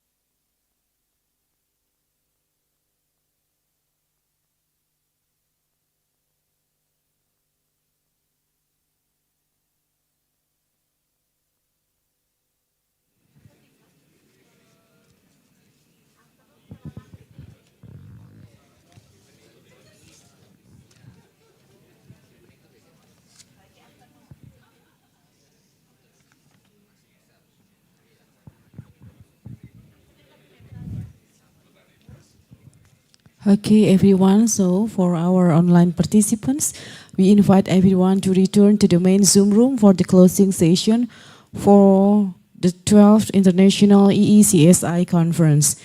And we kindly ask everyone to return to the main hall for closing ceremony at now. And so please, you can back to your seat. We will start the closing ceremony shortly. Thank you.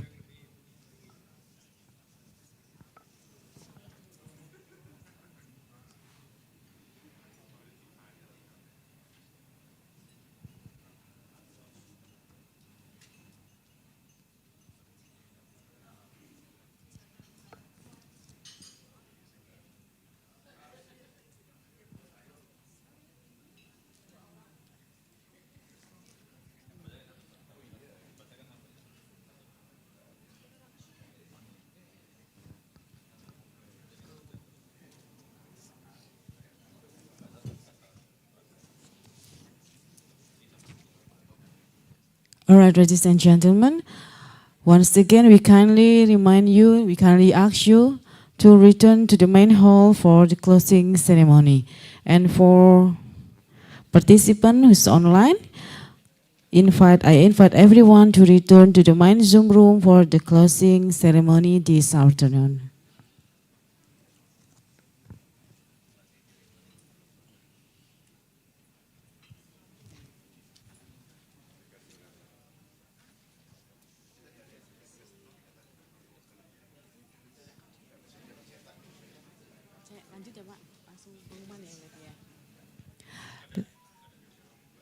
Ladies and gentlemen, we have now come to one of the most anticipated moments of today's conference, the announcement of the Best Paper Awards. And these awards are given to outstanding individuals whose academic work stood up in terms of originality, clarity, and contribution to the field. And to announce the best paper, join me to invite, on behalf of Steering Committee, Professor Dr. Dery Setiawan and Professor Tole Sutikno, PhD, to announce the best paper. So please, the floor is yours.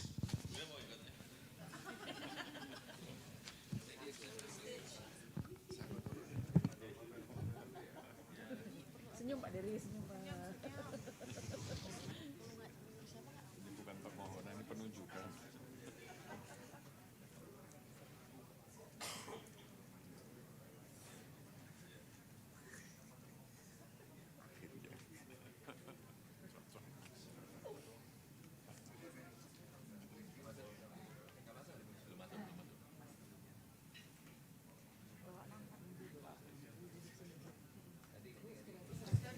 Okay. Yeah. Good evening, everybody. Thank you very much, and allow me to announcement of the best papers. We have two categories: is online for the presentation in online method, and using the offline with the prop solid to announcement. Okay. We have some good papers, but we have to just only to 7 to announcement the best paper. The first paper is with the title is Cost Optimal Scheduling in Electrical Vehicle Enable Microgrids, presented by Dai Huyet from the Hutex University, Vietnam. And the second best papers with the title is Performance Evaluation and Optimization of Drone Deployment Strategies in Communication Network, presented by Ayman and Mu from the University of Technology, Iraq.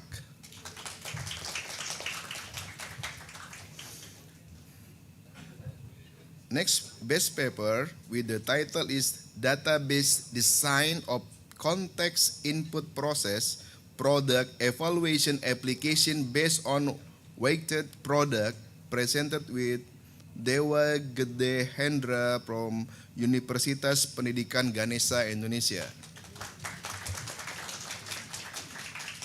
Next paper is optimal capacitor placement for voltage profile improvement using PSO, presented by Abdul Aziz from University Gadjah Mada, Indonesia.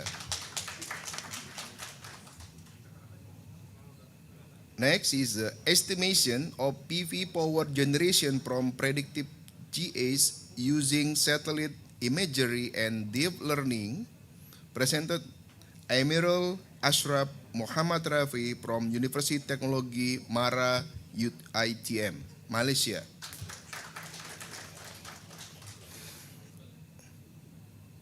Optimizing the output voltage of PSFB converter using PI-PSO algorithm under load variation, presented Rajib Ma'arif from Universitas Diponegoro, Indonesia.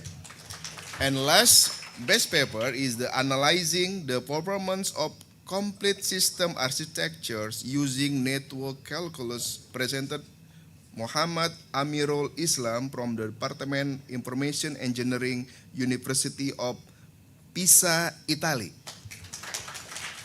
Thank you. Next, Professor. Okay, thank you. I will continue to announce the best paper presented in offline, by offline. The first is paper entitled Hierarchical Forecasting of Load Consumption from Residential Dwelling with Auto ARIMA and like GBM approach, presented by Michael Angelo from Mapua University, Philippines. Come to the stage. Come to stage.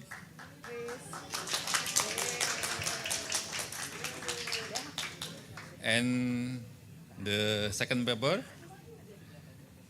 entitled Implementation of Single Shot Detection Method, Smoking Detection in No Smoking Area, presented by Andi Riansha from Universitas Islam Sultan Agung and Universitas Diponegoro. Come to state. And third paper, Internet of Things based air quality monitoring system using carbon monoxide and particulate matter, presented by Watra Nila. And fourth paper, leveraging the EECSI model for property stock recommendation based on the technical analysis, presented by Muhammad Iko Wardana from Unisula, Indonesia. And next paper,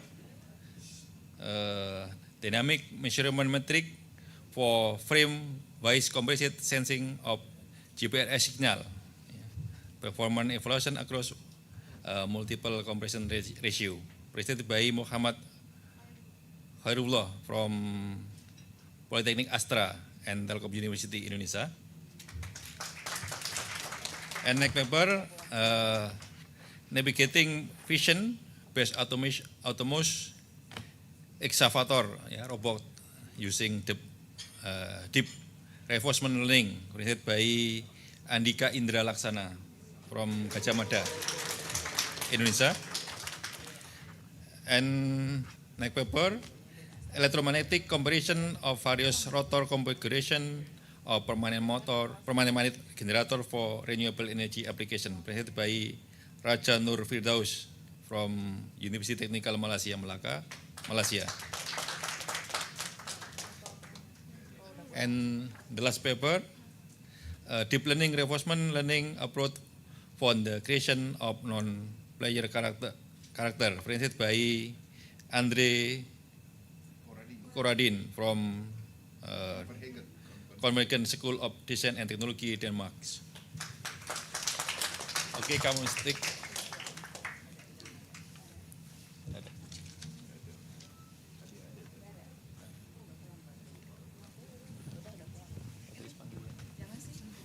Okay, thank you, Professor Jaris and Professor Tole. And now we kindly invited Associate Dr. Utaya Kumar Somia to give the certificate to all the winners.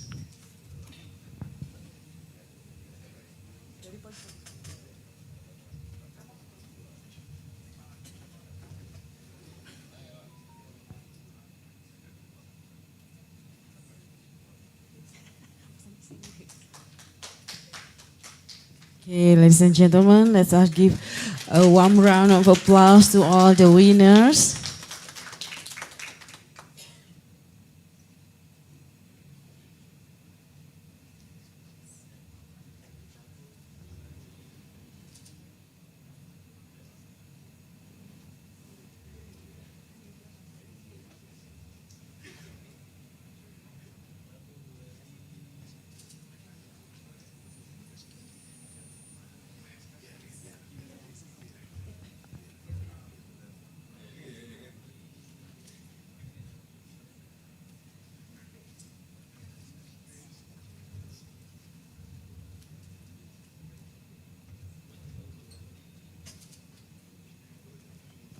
Thank you, Dr. Somya, and congratulations to all the winners, and thank you to all presenters for your excellent contribution.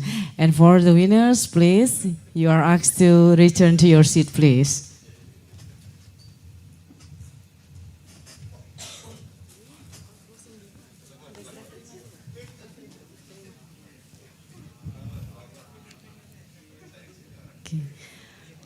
Ladies and gentlemen, the next agenda is handing over the host of EECSI for the next event. So this is the handover from the host of this year's activity to the host to the next year's activity. So I kindly invite Dr. Imam Ibnu Subroto and Professor Tole to come to the stage, please.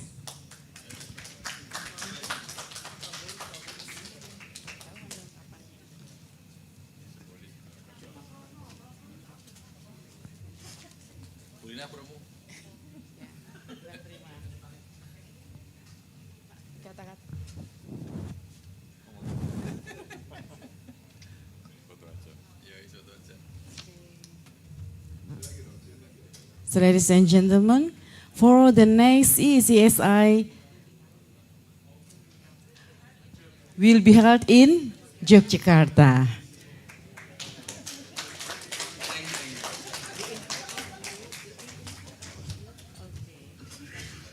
And also we invite and we excited to welcome you to Yogyakarta for the next 13 EECSI 2026.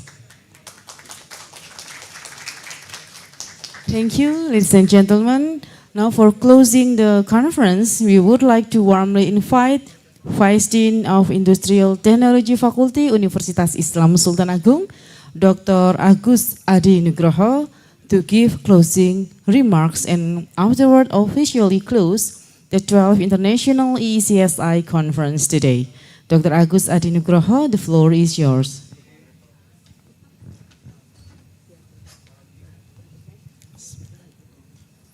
Assalamualaikum warahmatullahi wabarakatuh.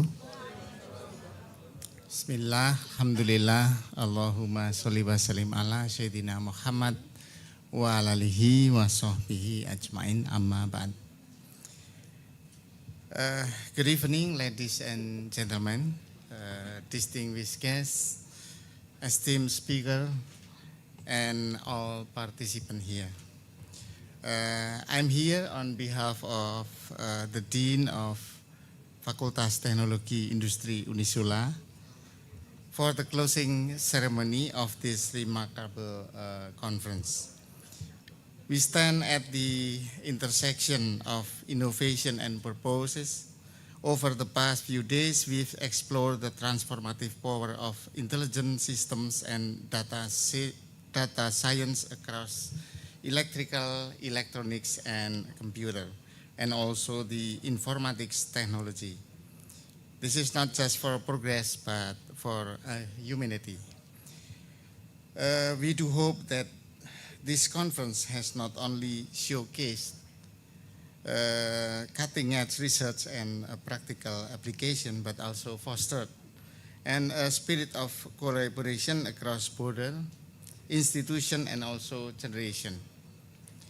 Whether you, as presented a paper, join a panel, or just listen, your presence has contributed to share vision as a smarter world built on knowledge.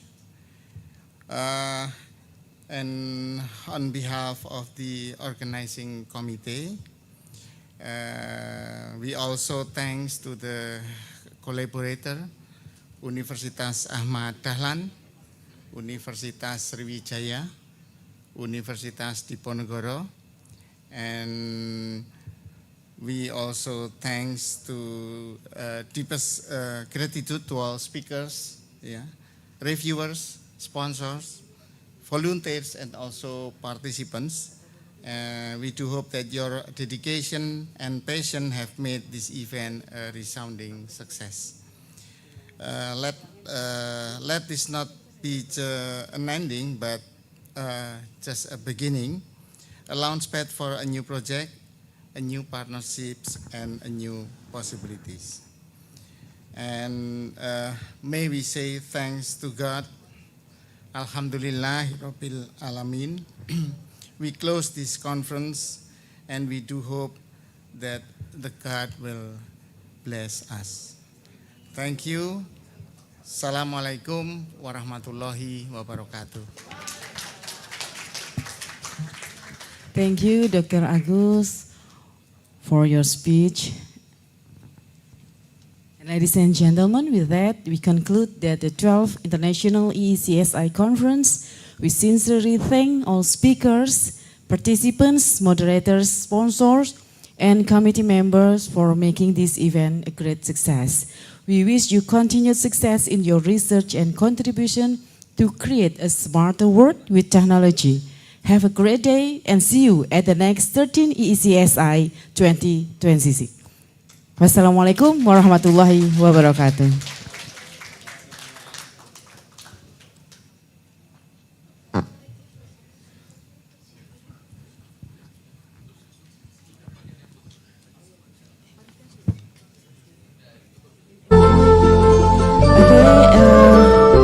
There is found items.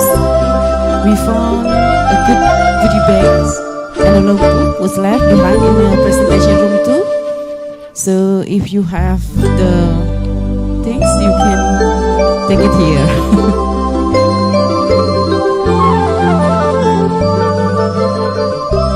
And to all the committee, we ask you to come forward. We will take the photo session, please.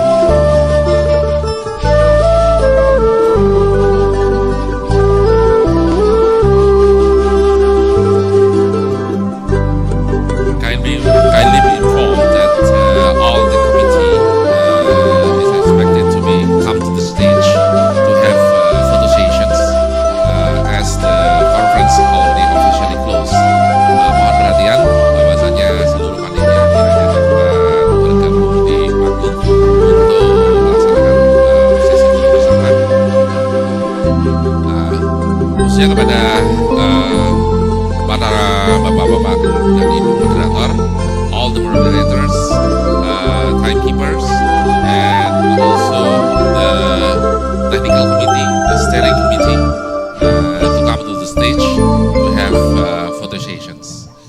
Yeah.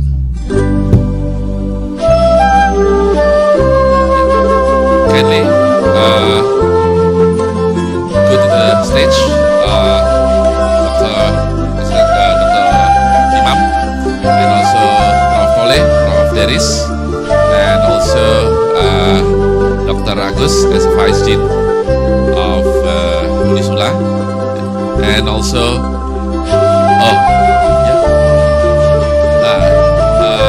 Associate Professor Dr. Nurmin Shah,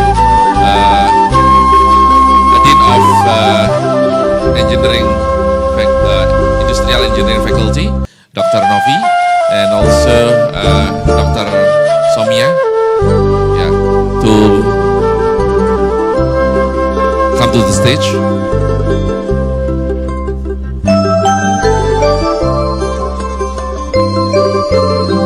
Ya, silakan panitia untuk bersama kita melakukan foto sesi.